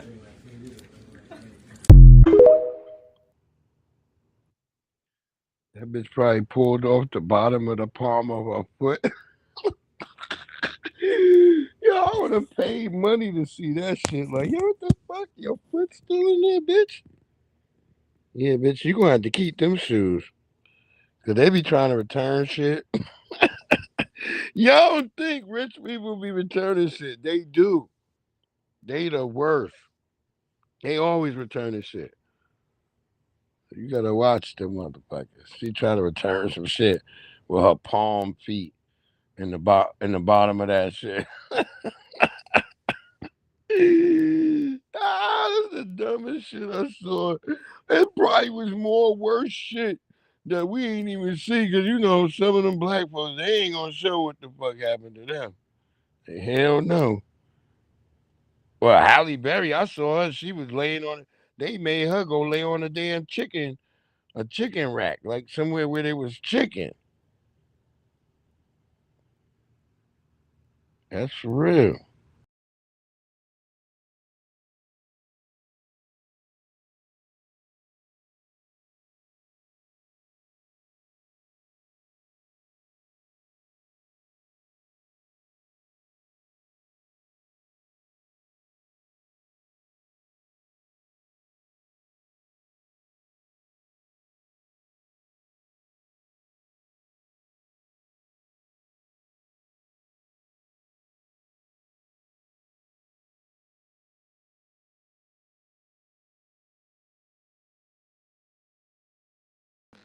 You knocking the nigga out. I'm just saying what I said. Like, well, you can't say Halle Berry was naked in a. She was. I'm not the one making it up. Hey, y'all know this, brother? Y'all remember? I know y'all gotta remember this, brother. Wait, where is that right there? Yeah. Oh yeah. Let's let Pakistan say what they got to say. We want to hear from Pakistan. Pakistan is like the hell, but we gonna start with this because this is a little bit long, man. This is crazy. Y'all tell me, because we should interact. I'm not editing this video. This right here. This is like crazy. I'm having a full-blown anxiety attack and I'm trying to calm down. I'm not editing. I'm showing y'all everything in real time. And it's okay if the internet doesn't agree with me. But they call me dramatic. Let me tell y'all something. I pay all the bills in this house. I like to be clean because one, from trauma. Two, is just who I am as a person. We have a big house. I clean this house up all day by myself. All day. I have big kids in this house. I haven't been downstairs in 24 hours because I said, I'm not in the mood to clean up downstairs. Told my daughters live downstairs. We live upstairs. Told my daughters yesterday, I just cleaned up the whole house upstairs. All I ask is for downstairs. Now I'm gonna say this because this is weird already. If your children aren't cleaning, it's because you didn't create a cleaning practice routine. You have to start that when they're little. See, every Sunday, me and my kids, we would get up and move around all the furniture and clean behind it. And my kids would watch and see me and their mama doing it. And then we would give them little brooms and they would do it. And then we would move the furniture to a different side of the house and reset everything up in a new way and make sure everything was nice and clean and dusted off and washed off. You have to start that when they're children. When you in there washing dishes, you should have a little stand thing where they can stand next to you and start putting their hands in there and practicing washing dishes. I know that should sound weird to y'all, but that's how we all were raised. That's how you raise kids. You don't. Now, if you just cleaning all day, your kids is looking like, all right, this bitch, she got it. They're never gonna realize, like, hey, I got to do this for myself. I'm arguing with my youngest daughter now because I had stopped. I was like, look, I'm not cleaning your stuff no more. You need to get your shit up. I said, because you're not going to go to college and a roommate's going to tolerate you just leaving all this anime shit and all this stuff all over the damn place. You're going to have a damn fight. And I'm going to be back down there picking you up from the school. That's what I was saying. Like, what the hell? They don't listen. And this woman, she don't get it either. You should have started this. You talking about they all grown now. Well, why was it? They should have had toys where they learn to wash dishes. My kids all had the stuff that you learn to wash dishes. they had the shit that you practice how to cook. That's it. Why y'all? What's up? They had La La Lucy's and other stuff, but that was something they treasured that shit. They didn't really take them out the boxes, or if they took them out the box, they would look at them and maybe change some of the stuff and then put them back in the box. They learned like that. To be clean because I need to come down there and go to the laundry room. I just walked down the steps. I'm gonna show y'all what downstairs look like. I want my daughters walk around here with their hair done. Every pair of sneakers that come out. They got iPhones, they got iPads, they got their own room. They get everything they heart fucking desires. Now, I want to ask again, before we get to what she's about to show, whatever. Where's their father? Because if there was a man around, then they would have some shit. You probably wouldn't even be doing what you're doing right now, because a man would have been like, let them clean their own goddamn room. They would have had to learn early. You would have been pressuring them like, yo, clean up your shit. The fuck? Men don't sit around and be like, oh, yeah, man. Oh, you're not feeling well? Then clean up this goddamn room. That's how it is. What the hell are y'all talking about, man? This You hear me? Crazy, man. I treat these kids Wow. like gold. No, we don't. I believe they should live a soft fucking life. I don't ask them for nothing. All right, gold we keep in a box, bitch. I don't know if you played any RPGs or nothing like that, but you always find gold in a treasure chest. Sometimes we might hide it in a mimic, so in case a nigga try to come steal it, and it'll kill you. But no, gold is not something you like just, you would hoard the gold. You wouldn't be doing all this shit. Gold. What else you got to do for gold? Because I be thinking, like, when people say that, I treat them like gold. Like, what y'all do with y'all gold? Because gold should just be stacked up somewhere in a box. If I had gold, that's where it would be, in a box. What would I be doing? Looking at it and relishing it? Like the nigga from The Hobbit? I don't know. That's just me. I'm just saying. I don't know. Y'all tell me what y'all would do with gold. Would you be like, oh shit, nigga? I don't know what she even means by that. That's I'm trying to figure out. It's like, what else do you do with gold and shit? You know, I know you use it for, like, you know,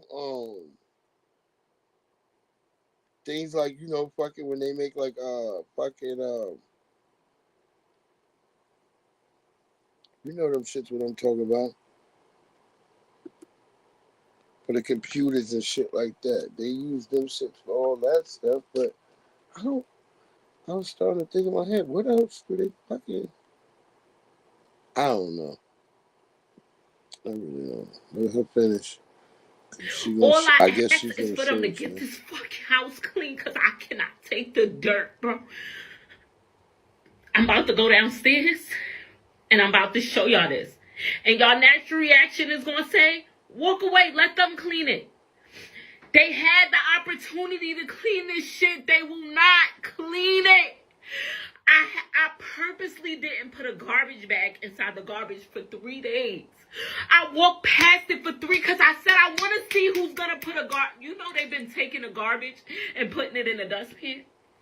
Remind you, the garbage bags is right there. All you got to do is open up the count. They refuse, son. They refuse, and I got... Right there. There's the reasons why. They refuse, son. Yo, son. What are you talking about, son? Who are you talking to? Like, god damn. Like, yo, oh man. I gotta check this chick background. She doing too much. So nicely. I could ask and I could ask and I could ask. But when I get to this point where I feel like bugging out, like I feel like yelling, screaming, and breaking shit. Because why can't y'all just... I can't walk away from it.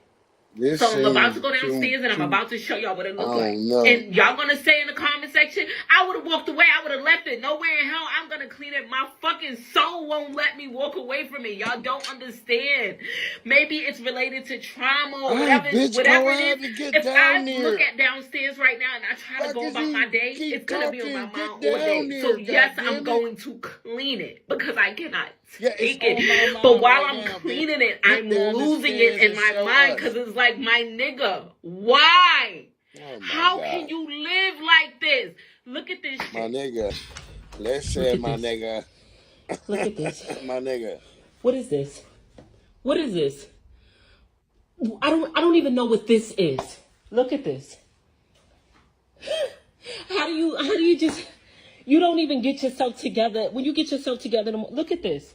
So you literally eat food and you put it in the chair next to... Oh, gets worse. Look at the dresser. You sit your food here like it's a garbage. Bags and bags of fucking garbage. Clothes everywhere. Why is the bikes in from the garage? Why? Why is that? Now I want to ask this woman, do her children watch anime? Cause them niggas might be, they might be living like the niggas. What they call them niggas? There's niggas that live like just in a fucking crib watching anime all damn day. They got e-bikes. Those e-bikes ain't the size for no adults. So, I don't know.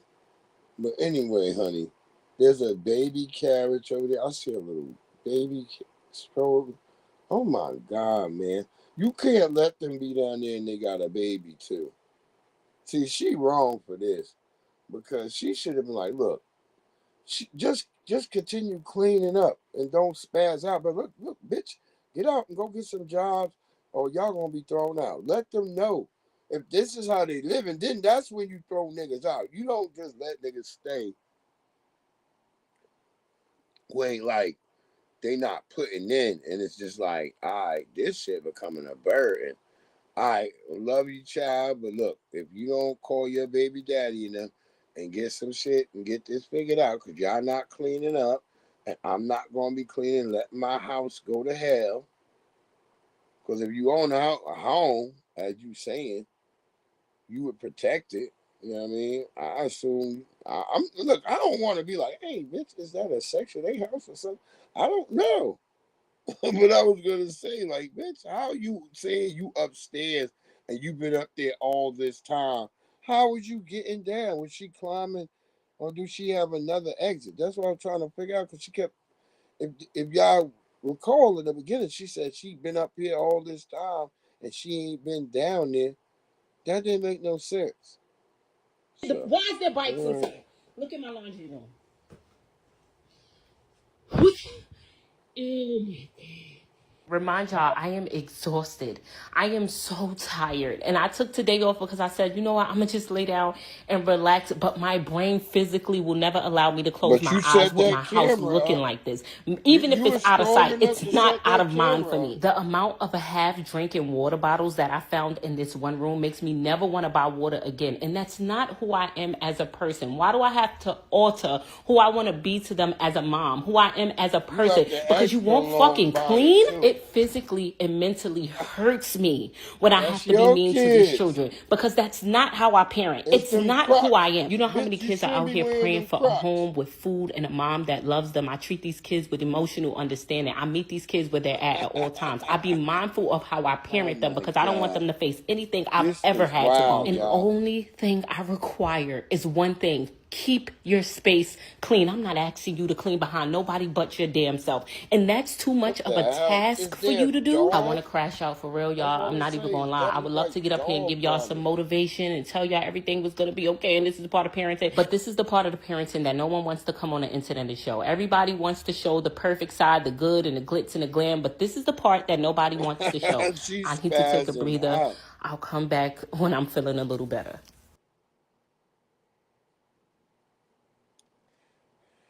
Well, there you go, man. What y'all think about that? Would you come on like, hey, man, showing all the flaws of your children and the wildness, if there is any? I don't know. I don't know. I was just upstairs yelling at my daughters like, get these wires up. It's dangerous.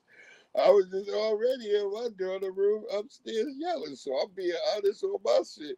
Like, yeah, I was just yelling at my daughter, like, what the hell is going on? Get up all these wires. The hell is, where's all these wires going? Yeah, I'm up there questioning, like, bitch, this will cause a fire. I'm up there like, fuck that. You got too many goddamn wires. Word up. Like, you don't have no studio system? Fuck is your wire? All these wires. Damn children. So yeah, I don't know. I don't know. She was spazzing out though. She was like, yo. And I'm like, well, there ain't no dad. Because if you had a husband, well, he would be right there helping you. And then he would enforce what you want to be done. See, that's what you women don't get. If you had a man there, unfortunately, I know it sounds fucked up. I know it sounds fucked up, honey. I'm just telling you, you have to have a balance. You can't have this imbalance going on in your society and something gonna work. It doesn't. Look, even me, as my after my wife passed away, like I said, my children, like I said, there was an imbalance there. Yeah, I love this. We got to get a couple more of these. We got to get that because y'all niggas thought that police was playing. But look, Pakistan ain't playing. Listen to this nigga. Tough talk from Pakistan. Reserves the right and will respond to this aggression at a time, place, and means of our own choice.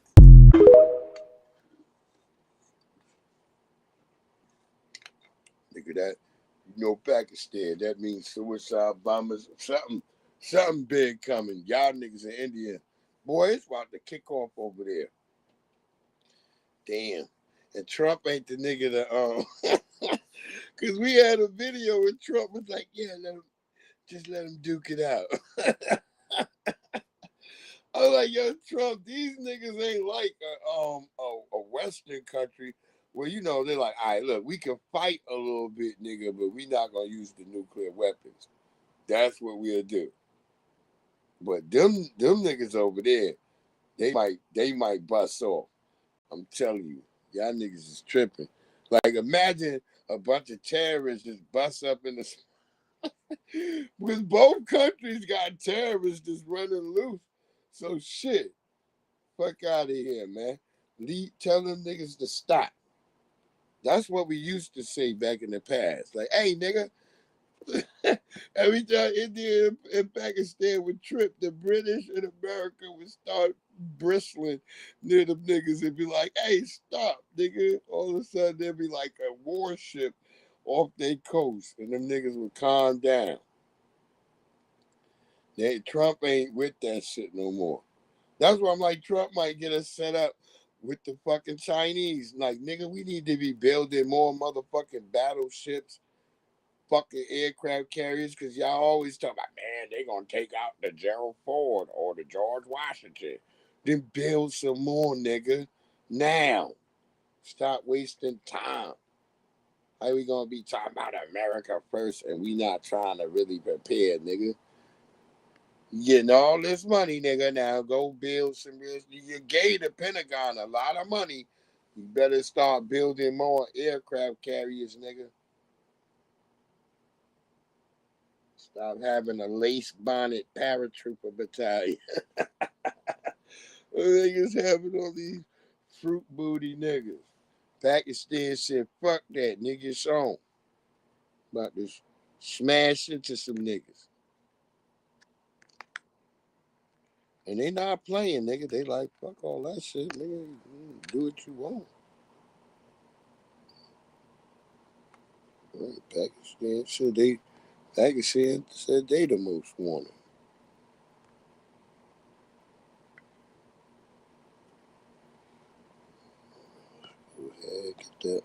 So if you're coming to New York City and you're in Times Square, you got to watch out for this migrant gang of teens from Venezuela. Investigators say they're called Los Diablos Day 42, or the Little Devils of 42nd Street. They attacked 2 police officers right here in this area. Investigators say these guys are basically the minor league team for Tren de Aragua. It all started when police say one of these migrants moves in and tries to steal a woman's purse. That's when police try to stop them. So the crew attacks the 2 uniformed NYPD officers, throwing anything they could get their hands on, like glass bottles, a scooter, and a basketball. I want to focus in on one of these suspects. Why?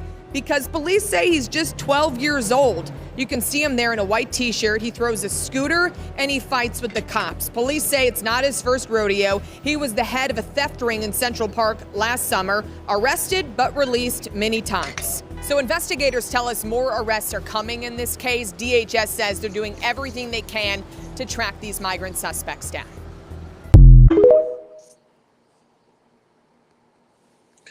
Them niggas up there living like it's the motherfucking city of God. Them niggas up there living like it's the motherfucking city of God. Boy, go watch that movie if y'all haven't seen it before. Go check out the city of God. Word up.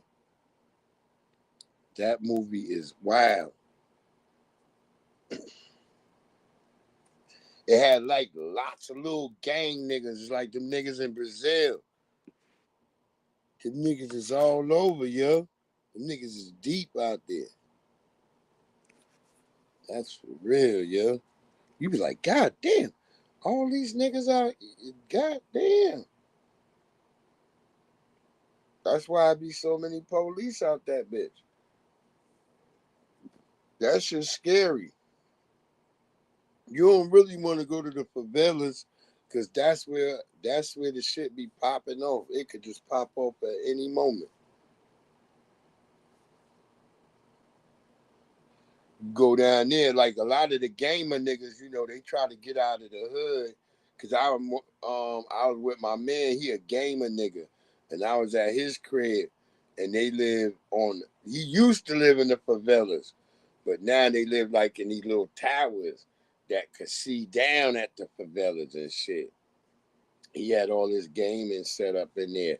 Because a lot of niggas out there play video games to get money. They get bread. They get that bread. They get the granny and everybody out the goddamn favela. The favela, boy.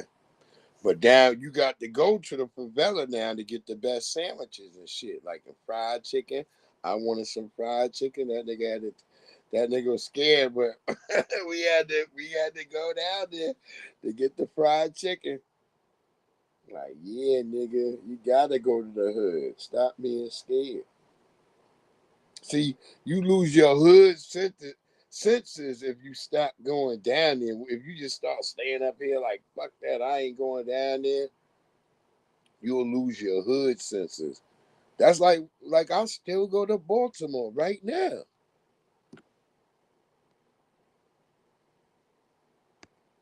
So like when some shit pop off, I already know, oh, this something about to go off. Most niggas don't know. They'll just be sitting there, get laid up and shit. You be like, damn, why this nigga didn't listen? I told that nigga, come on, something about to happen. The nigga didn't even listen. Oh, damn. Yeah, we gotta check this brother too. Yeah, cause we all know this brother. This is fucked up, bro. It's all types of wild shit happening in this world. But look, y'all better stop fucking with ICE. And then you don't have no right to cry about it once you get My little popped, sister, well, she can't help a lot because she's only 9.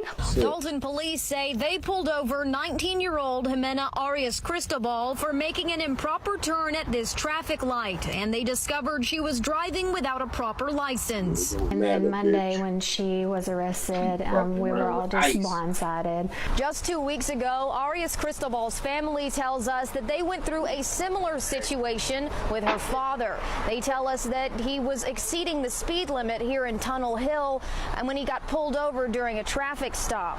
And during that traffic stop, he did not have a driver's license. And when my dad left, well, it was only her and my older sister to help out with the family, and now that they took her away, it's only her.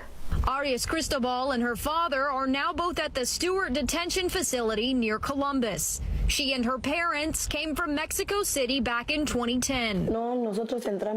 They came as illegal people. They came like other people to make a better future for my little sister.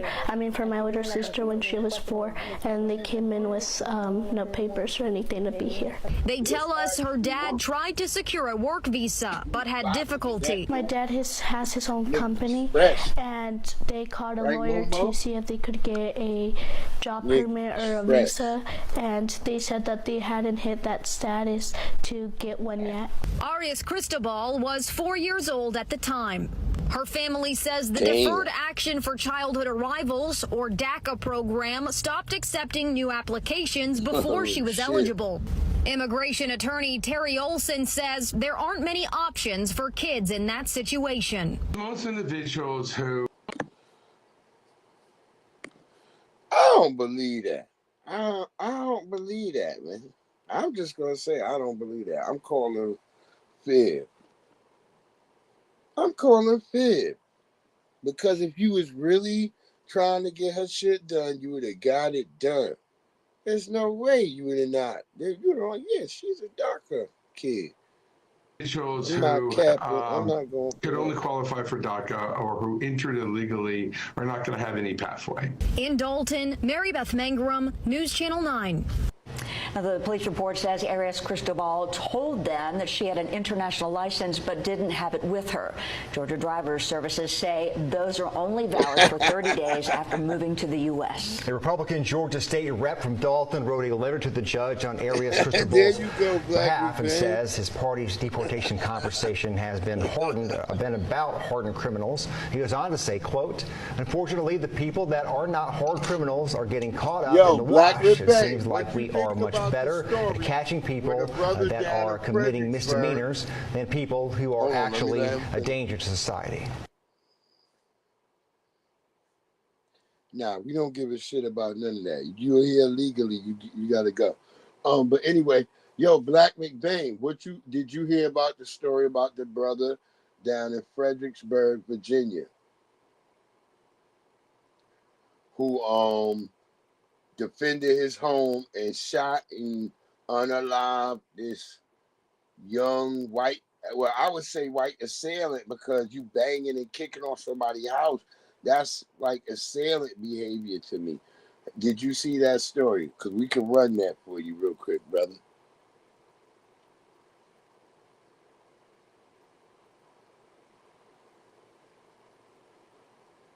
Yeah, you're right. Yeah, I already said that. I don't know. You got to ask them. They white and they say so. They choose and pick what they want. Here, we'll play that story real quick. Hold on. Let's pull that story back up. Let's get that story back up. Hey, look, I'm not empathetic to you people getting whatever is happening to y'all because y'all getting deported and shit. But hey man, look, we told y'all. Yeah, the ding dong ditch and got the blammy. There you go. So we need to play it again. You don't need to see it again, do you?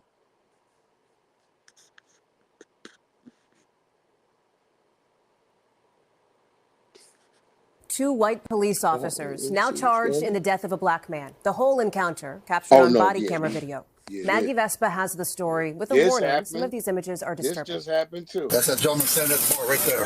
Please get him out of here now. Tonight, criminal charges against two Ohio police officers who prosecutors say killed Frank Tyson in a Canton, Ohio bar. Body camera video shows officers Camden Birch and Bo Shonegi wrestling the 53-year-old to the ground back in April, one kneeling on him. I can't breathe. I can't. I can't breathe. You're fine. Yep. Shut the And later leaving him face down, motionless for more than 5 minutes before checking his pulse. Now we know who the bad guy is. And it wasn't Frank. Prosecutors charging the officers with reckless homicide. Shit. Well, we'll see if it sticks, because they always charging them. That's what I keep telling people. They charged the niggas in Tennessee, in Memphis for the Tyre Nichols shit, but it ain't 12 white women let them tethers off. 12 white women, because the jurors were all 12 white women. We all now know. So, yeah. Y'all figure that out. Figure that shit out.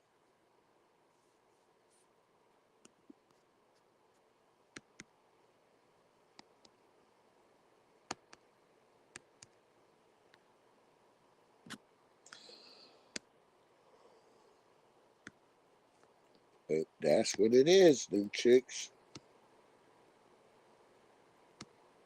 Okay. Dubs and Breeze. Breeze and Dubs. Nope.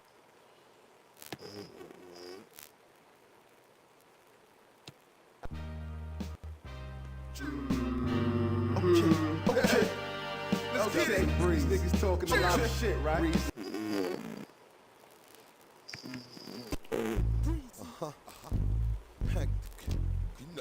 know. Okay. Yeah, told me to smile, shit right here. Virginia. Girl, I wonder if I can take you out, so I can discover. Turn you out. If I can take you out, so I can discover. Everything turns you out. That nigga Nori. I bet you on the strip. When we get back to the room, I'll be ready to strip.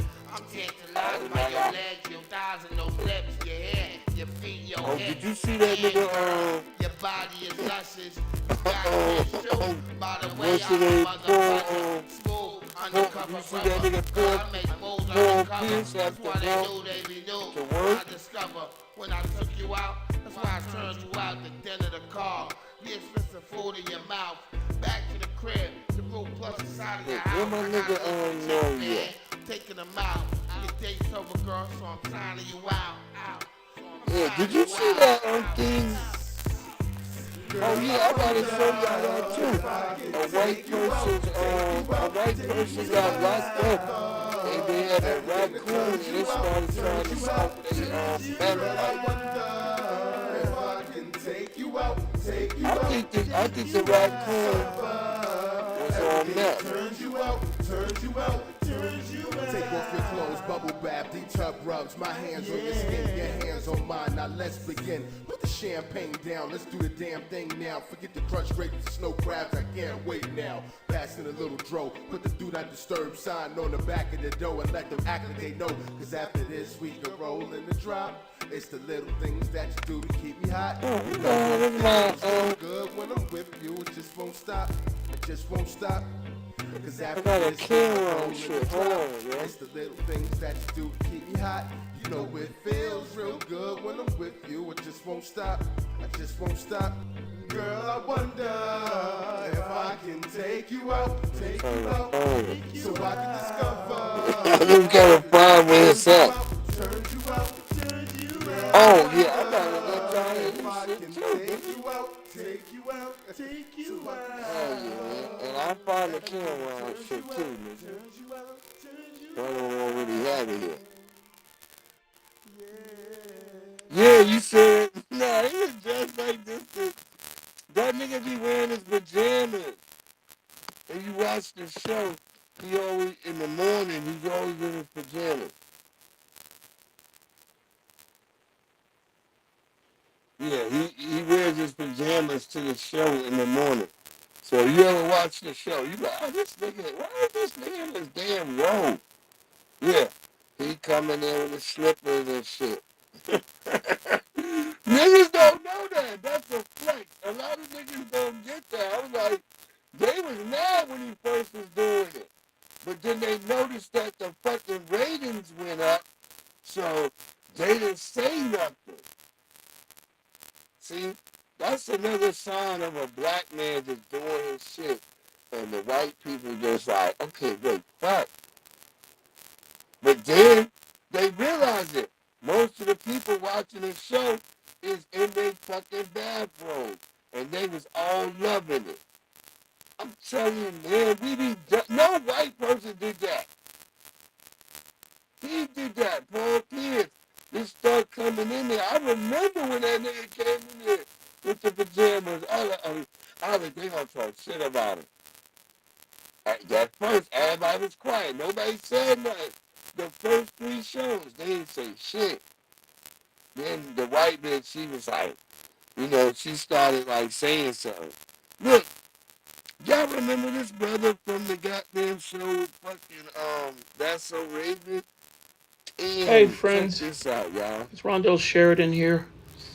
On April the 10th, I was on the road and got sick. Went to the hospital and they thought it was gastric. I got home on the 12th, immediately went to the hospital at Northridge and was told it's pancreatitis. Tons of tests. I was in the hospital for 9 days. I got released. And I thought I was on the road to recovery, but it was just for observation. My pancreas is inflamed, and there's not much you can do about it, but just wait for the inflammation to go down. I didn't realize that I was going to be and will be out of work for quite some time. I'm setting up this GoFundMe to help with some of my medical bills, but just expenses. If you have anything that you could donate, I would gladly appreciate it. Thank you so much.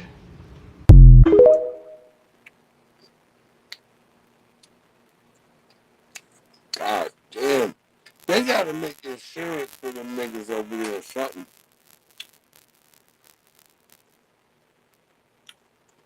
You spend your life making these bullshit ass shows.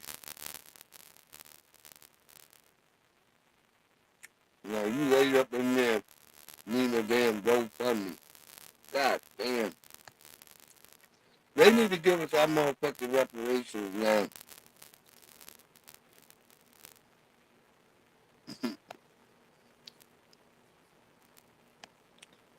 Account here are still deciding whether to charge a homeowner in that deadly shooting of a teen. Investigators say the 18-year-old was one of 3 teens breaking into the man's house. Fox 5's Bob Barnard with the very latest from Fredericksburg.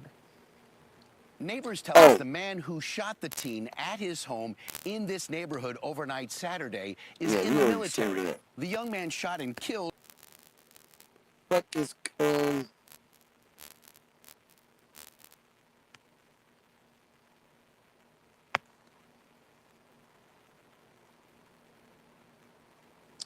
gonna put a statue.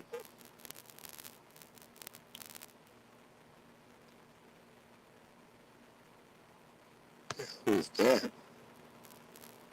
Oh, that's where they had her trying to when she frying chicken. No?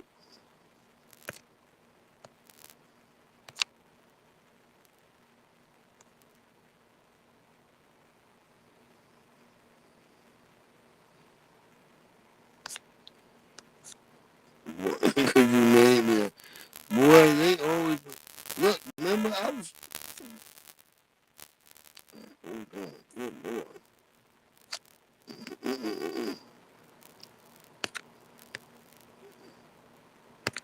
Yeah, they are really rude to Negroes right now. And yeah, a British dude said, shut up about talking about that 100,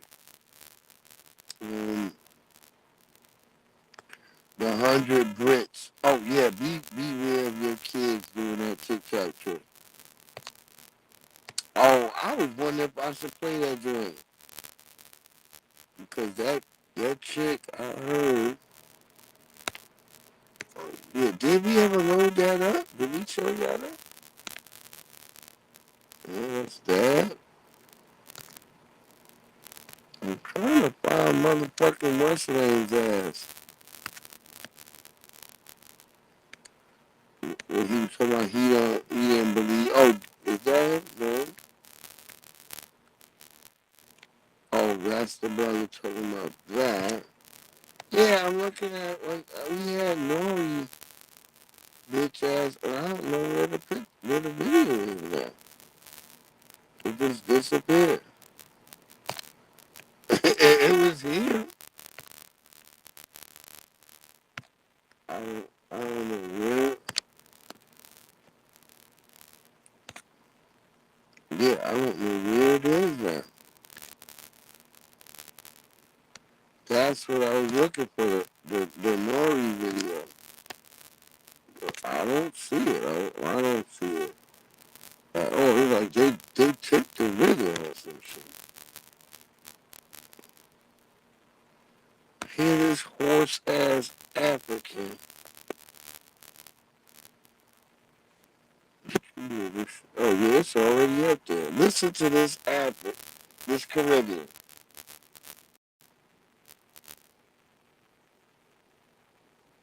It was funny. You said you was gonna punch it in the face. That shit would have been funny. Yeah, we don't need that one. You're not killing me. Like I'm a American. I'm Jamaican. Don't kill me here. Go kill a black American. Don't kill me here. No one's gonna get hurt. You're good. Okay. Go kill a black American. What the? Did you hear that?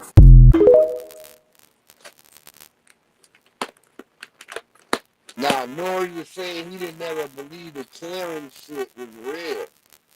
But now I can't find where the video was. I had the video on this bitch, now it's gone. But did you just hear this damn fucking cousin? Like I'm a American, I'm Jamaican, don't kill me here. Go kill a black American. I'm don't kill me here. No one's gonna get hurt, you're good. Okay. Go kill a black American. Funky ass bumble clock. Fucking Ross clock. Fuck him. Oh. Look at this shit. Hey. What? I should not come here. Hello? The raccoon has her meth pipe. As what? Oh my god. Her meth pipe. He's playing with the meth pipe right now. No, don't reach for it. That's evidence now. Well, I didn't want him to have that. That's why I'm gonna do it. Hey, buddy. Huh? It's okay. Okay, you're on Arlington. He'll be here in 2 minutes. I'm right across from my house. This bitch. A few minutes? Yeah. Okay. This is what This she's bitch smoking riding meth around with a raccoon. Okay. The raccoon's playing with her meth pipe. All right. Yeah, that voice is evil as hell. Oh, there's no way. He's trying to smoke it. All right. That bitch sounds like she was in Soweto. There's no way. All right. Enough fun and games. Here. Holy hell. Huh? Oh. Yeah, he's on his way here. Keep an eye. She was trying to take the meth pipe out of the car. Just keep an eye on her real quick.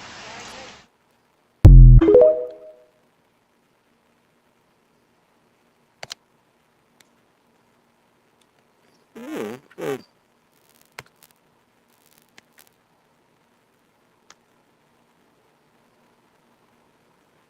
Yeah, I don't know what happened to the Nori video. It literally vanished. It was here. It wasn't here no more. No, it was Ryan Coogler.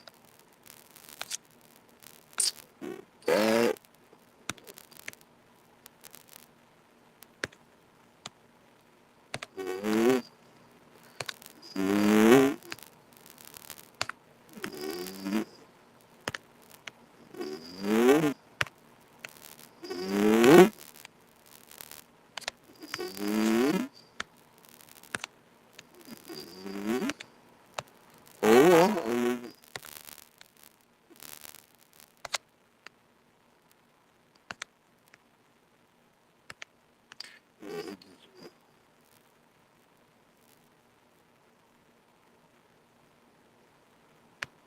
Oh, yeah, that brother. We got to get that story, too.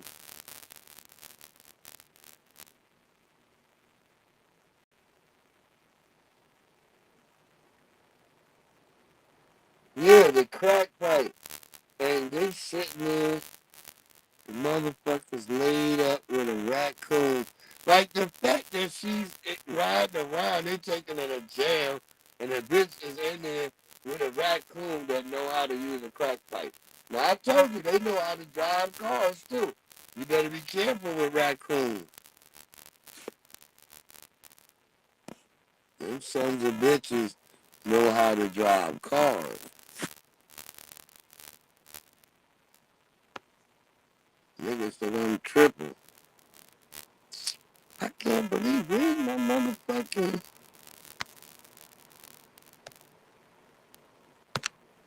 No, that ain't him. No, that's Paul Pierce. That's me. I was going to talk about that. But yeah, it's like they stole my picture, bro. Because I didn't get rid of it. It should have been right here. It was here when I first started out the broadcast. And then somehow it's missing. Oh, yeah, here it is right here. Okay, yeah, here we go. There we go. Okay, we found it. They just put a white head on it.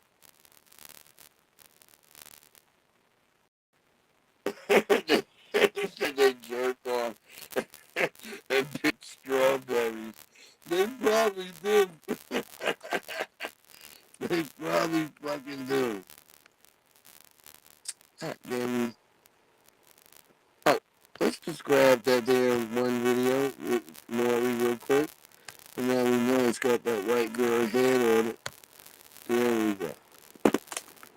There you go. Now let's get to this. There's nothing that a human limb can do to hurt or injure a gorilla. And the notion that one guy can grab his arm and the other one can grab this arm or grab that arm, you're going to get killed. So here's the thing. A 100 dudes show up to fight this gorilla.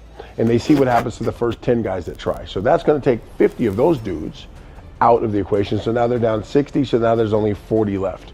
What you're suggesting is that those other 40 dudes are so badass that they're going to be able to go with their bare hands and do something with essentially as a living Hulk. Like the gorilla is the closest thing to a Hulk.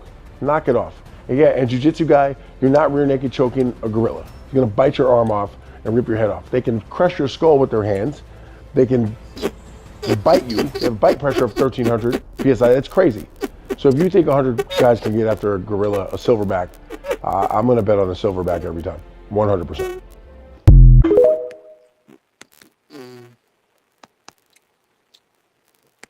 Wow. It probably gets some sense, because there's been a lot of nonsense. Downstairs want to fight us. Oh, Lord. British.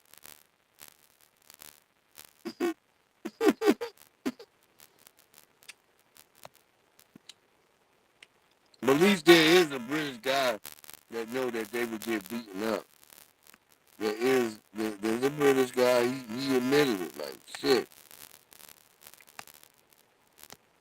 He admits that they asses will get pummeled. Which I think this is another story.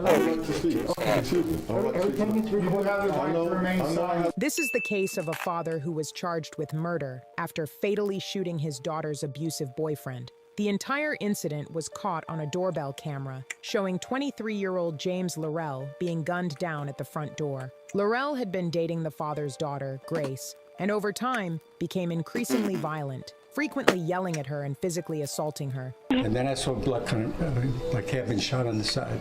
He even blackmailed her with intimate photos, threatening to release them online unless she paid his rent. Every time Grace tried to break up with him, he would beat her. Laurel warned her not to tell anyone, saying if she did, he'd leak the pictures and videos. But Grace's father started noticing something was wrong. He saw bruises on her face and suspected she had been hit. After pressing her for answers, Grace broke down crying and told him everything. Outraged, the father decided to take her to the police. But just then, Laurel showed up at their door, looking for Grace. The father, filled with rage, grabbed a gun and fired 2 shots, one to Laurel's neck, the other to his chest. Laurel died before help could arrive. Now the case is in court, and opinions are split. The judge argues that the father fired 2 rounds and that it amounts to second-degree murder. But the defense attorney insists he was simply protecting his daughter from a dangerous man and should not be charged at all. Whose side are you on?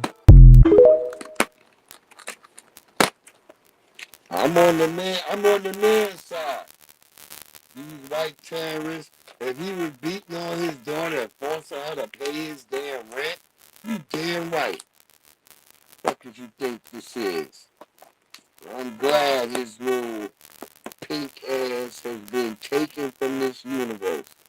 Praise God.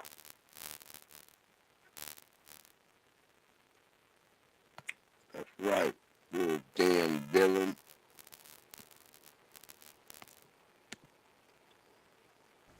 Lads of Britain in America, we are not winning. You could bring your best savages, yeah, Manchester, Liverpool, Birmingham. We are done. We will be annihilated. These lot are different out here, yeah. I can't lie. Like, all my life, we are pack the luggage. Literally, let's go. TSA pre-check. Go. We are done. Like, sorry.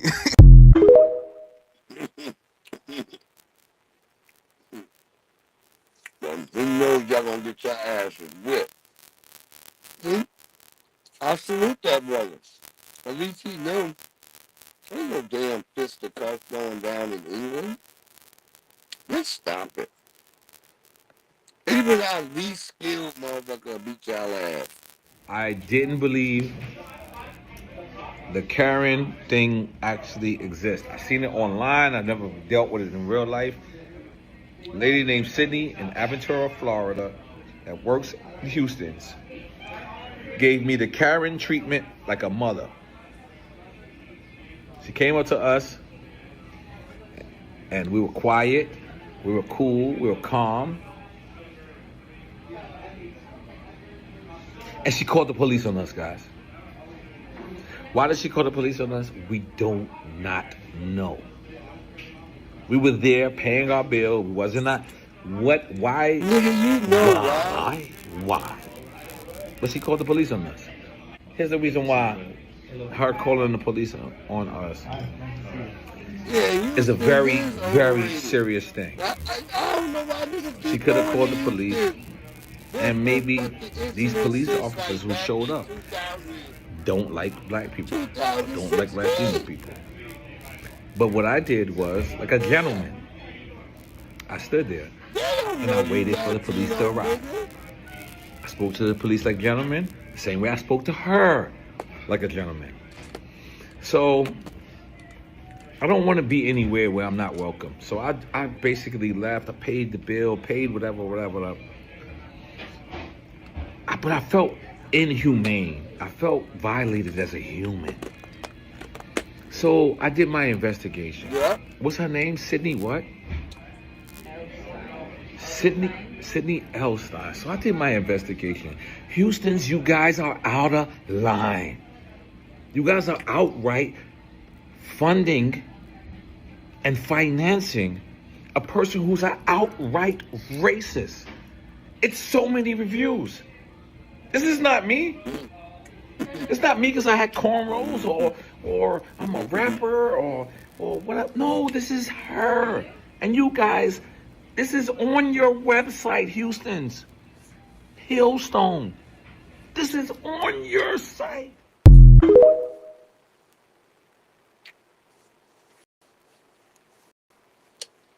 There you go. I don't know why niggas keep going where they ain't want it, but they do. They do. The crackers tell you all the time, like, get your nigger ass out of here. They don't want you here.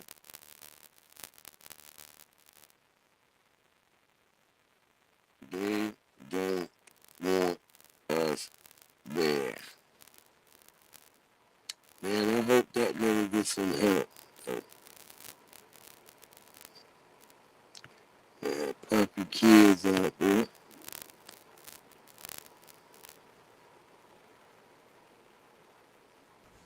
As a Brit living in America, we are not winning. You can bring your best savages, Manchester, Liverpool, Birmingham. We are done. We will be annihilated. Shut your ass up, man. I think we're going to take it out with this joint, too. No, everybody be living off of what we do and then be talking down, trying to talk crazy.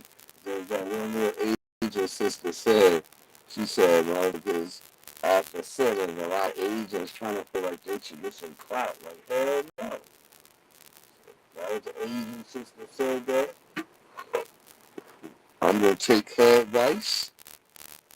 Out of all the court cases I've covered over the years, I have to say that Diddy remains to be the most engaged defendant.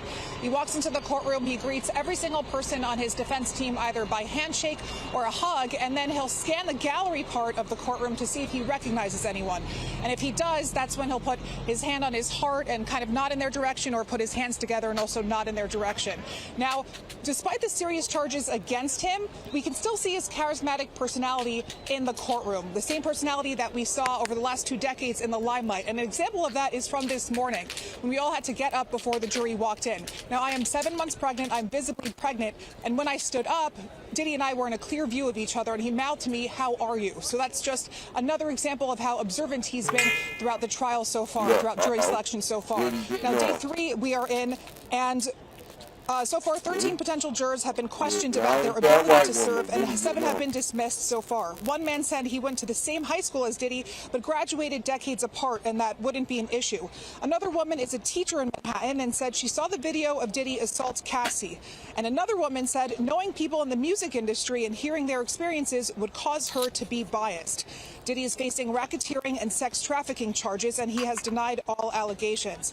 And the judge initially wanted to complete jury selection by today on Wednesday, but recognized that it's a little too ambitious, so he's now giving it until the end of the week. Opening statements are set to begin on Monday of next week. Whatever that Cassie shit happened, nothing else has come out in evidence from what I read from all the charge papers. There ain't nothing else in there that would make me say, yeah, let me convict this nigga. Nope.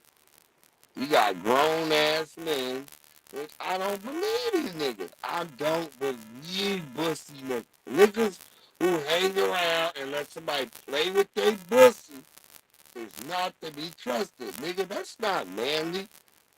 That ain't manly. I just talked about this in my last motherfucking broadcast. That the gorilla will run and show you his asshole and dare you to fuck with him. See, that's real manly shit, nigga. Run out there, put your asshole out, then try to touch it, nigga. Tear your motherfucking arm off. That's manly, nigga. This nigga trying to take my asshole? He's dead. Yeah, there he goes. There he is good. He's guilty of pussy play and oiling up. And being a freak nigga. That we all know that.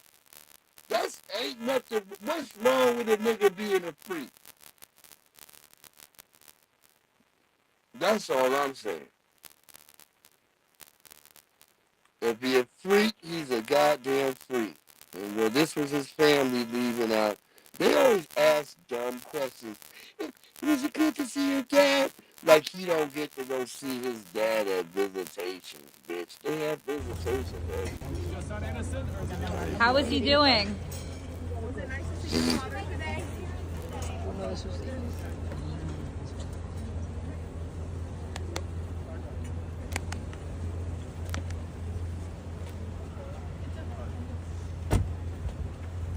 Back up.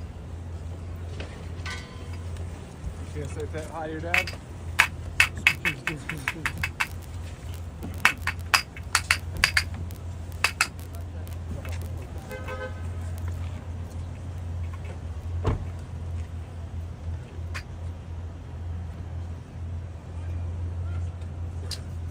Well, there you go.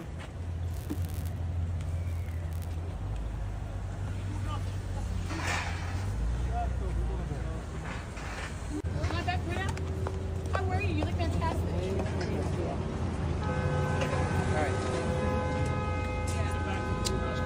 Man, shut up. You look fantastic.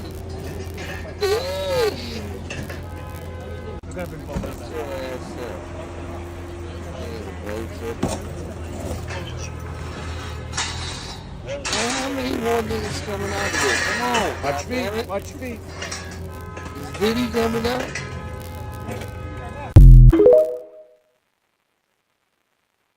Is Diddy coming out? Alright, that nigga Diddy ain't coming out. Yeah, he Diddy alone. Alright, fair use on YouTube. Fair use. Stream YouTube, whatever. This is Unwritten Truths. Especially out here in Northern Virginia, because y'all niggas been acting real crazy over Korean fried chicken, acting like motherfucking they ain't get that shit from fucking black people. I had to correct a lot of goofy motherfuckers out here recently. I'm like, nigga, shut the fuck up. All the Asians, even when motherfuckers in Vietnam, I know Vietnamese people over here right now who make good fried chicken. Because when black people is in fucking Vietnam too, motherfucker. Notice when niggas ain't making fried chicken, where we ain't go. Written Truths. How Koreans learned to fry chicken from African Americans. And today, we're talking about something deeper than just food. This is about how black culture quietly and powerfully influenced the world. Let's talk about Korean fried chicken. Crispy, golden, glazed in spice, a global phenomenon. But where did it really come from? During the Korean War in the 1950s, tens of thousands of black American soldiers were deployed overseas. And they didn't just bring boots and uniforms, they brought the South with them. Fried chicken, collard greens, cornbread, soul food, and it didn't go unnoticed.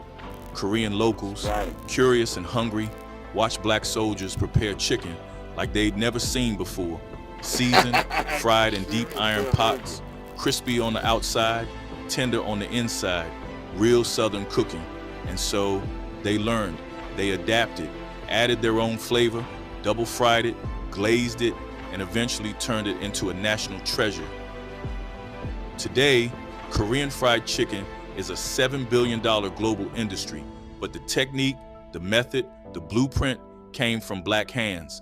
This isn't about stealing credit, it's about acknowledging the truth.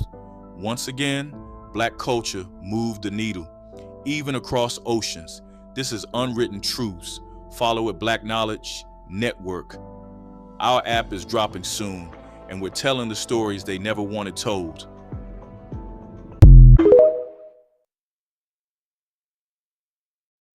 Boom, go tap into those brothers. There you go. Official Black Knowledge, go tap in. That's real shit.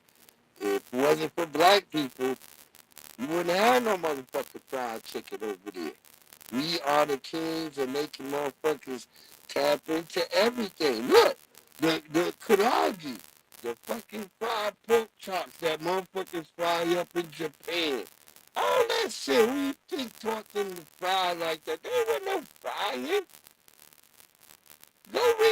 Go look at some of your animation. Ain't nobody had no fried shit. It's called the official BlackKnowledge.com, I think that's what it is. But yeah, they probably got it over there on their TikTok. That's their TikTok. So you can go over there, check it out. But yeah, I mean, I like these type of stories where they tell, because it's proof. Like, we was out there, everything in the world came from us. We just being honest.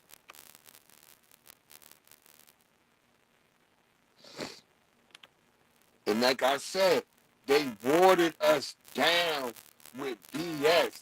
They watered us down by always like making us have to go through shit, like fighting and dealing with them all the time. So you like always stressing about, goddamn, the damn police or the goddamn law.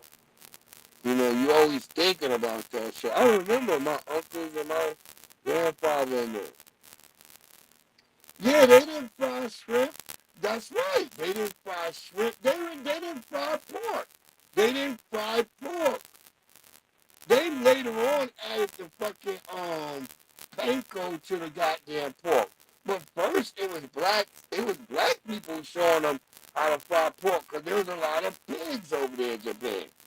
Unbeknownst to motherfuckers. People say, what? Yeah, there's lots of pigs in Japan.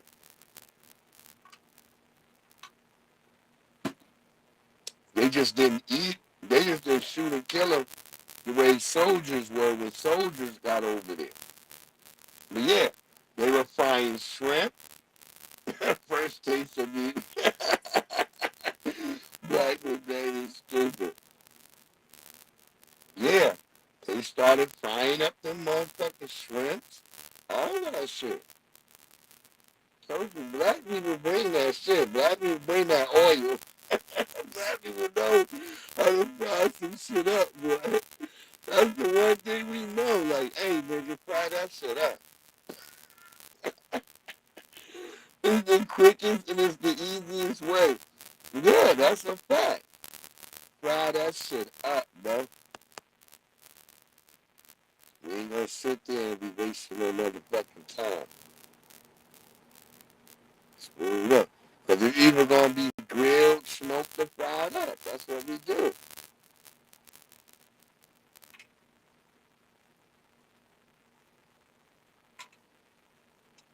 I mean, we bake some shit. We like to bake some shit too. I remember my dad would catch a whole bluefish. A big ass bluefish. He would chop that shit up. Like, you know, because a bluefish kind of big, so you cut it, you come out with steaks. So you got the bone in the middle and then the two pieces on the side. My dad would just chop that shit up, put the head in that bitch, and put onions and shit, onions and peppers all over that shit. The seasoning.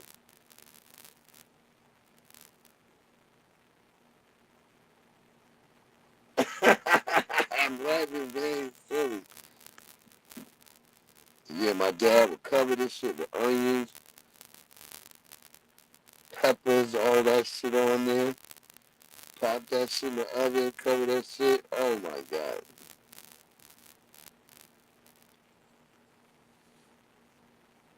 Them fish cheeks, the cheeks of the fish, that'd be the best part. A lot of people don't know that shit. You try to get that part underneath the collar, underneath the neck. That shit be so flavorful. You be like, shit, that's when you know you got a good fish, when you taste all that part right there. You be like, shit, that shit banging. And them onions and that pepper and all that shit cooked down. You just make a thing of rice or whatever. Whatever you decide to put your shit on. You can put our shit on some type of white rice. Because the fish, it cooks down. That steak, and you take that big ass, that steak. I used to like the, like I said, the part around the head, the cheek, and the collar. And then I would like the motherfucking, one of the steak, but I always wanted the part with the bone. Where it had that little circle bone. But that shit just like a real steak. The meat next to the bone is always the most flavor. Like when you eat a ribeye or some shit or a T-bone, and you notice right there, when you get close to that bone, you be like, damn, I wish I still had some steak left. That shit be gone. Yeah, that shit. I love that shit right there, boy. Damn, that shit giving me. Thinking of that shit right there. Like, God damn. It did have some fish over at the grocery store the other day. And Wegmans. So I'm gonna see if they still got some. That's one thing I do like about Wegmans. The food don't never last there. That shit be gone. That's what makes me feel comfortable. Cause I be like, yeah, they never keep that shit just sitting up there. Like most places, you buy some damn food, the motherfuckers like, that shit just sitting there. Like, that shit's still there. you be wondering that shit ever, right? Fuck is that shit still there? Uh-oh. We have to go check out our good brother, Urban Politicians.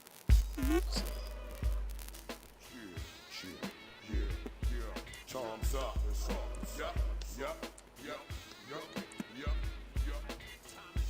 Hook to a clock, that's why we clock to the hook. Yeah. Okay, yeah, we're gonna play this and then we out of this.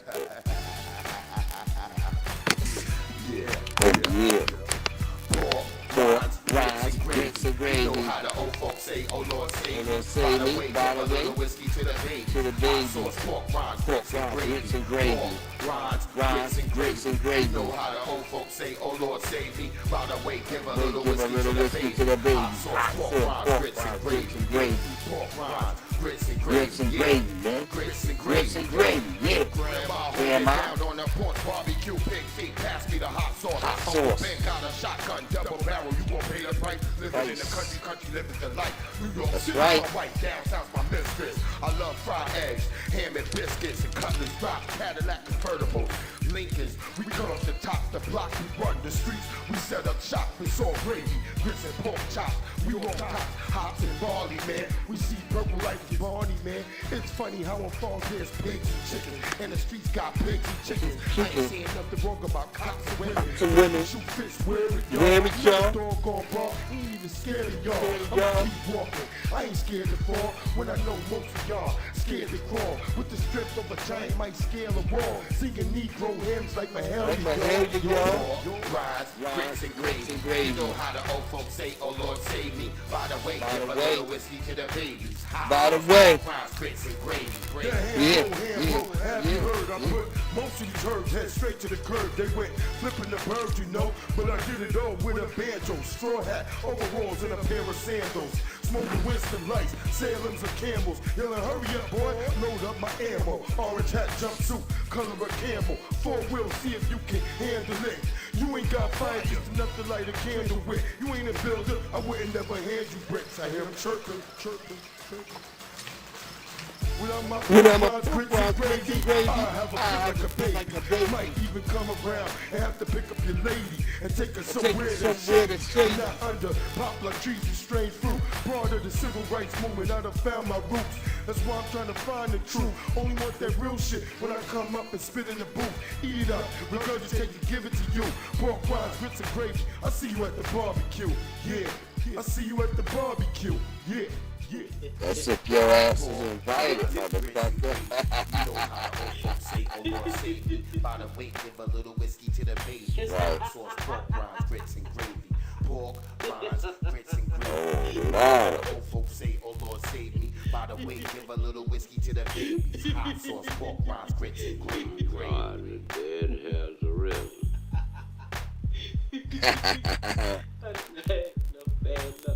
Keep me laughing the rest of my life. Yo, y'all stay blessed up. This your boy Breeze Omega, that's Breeze, and we out. Pork, rise, grits.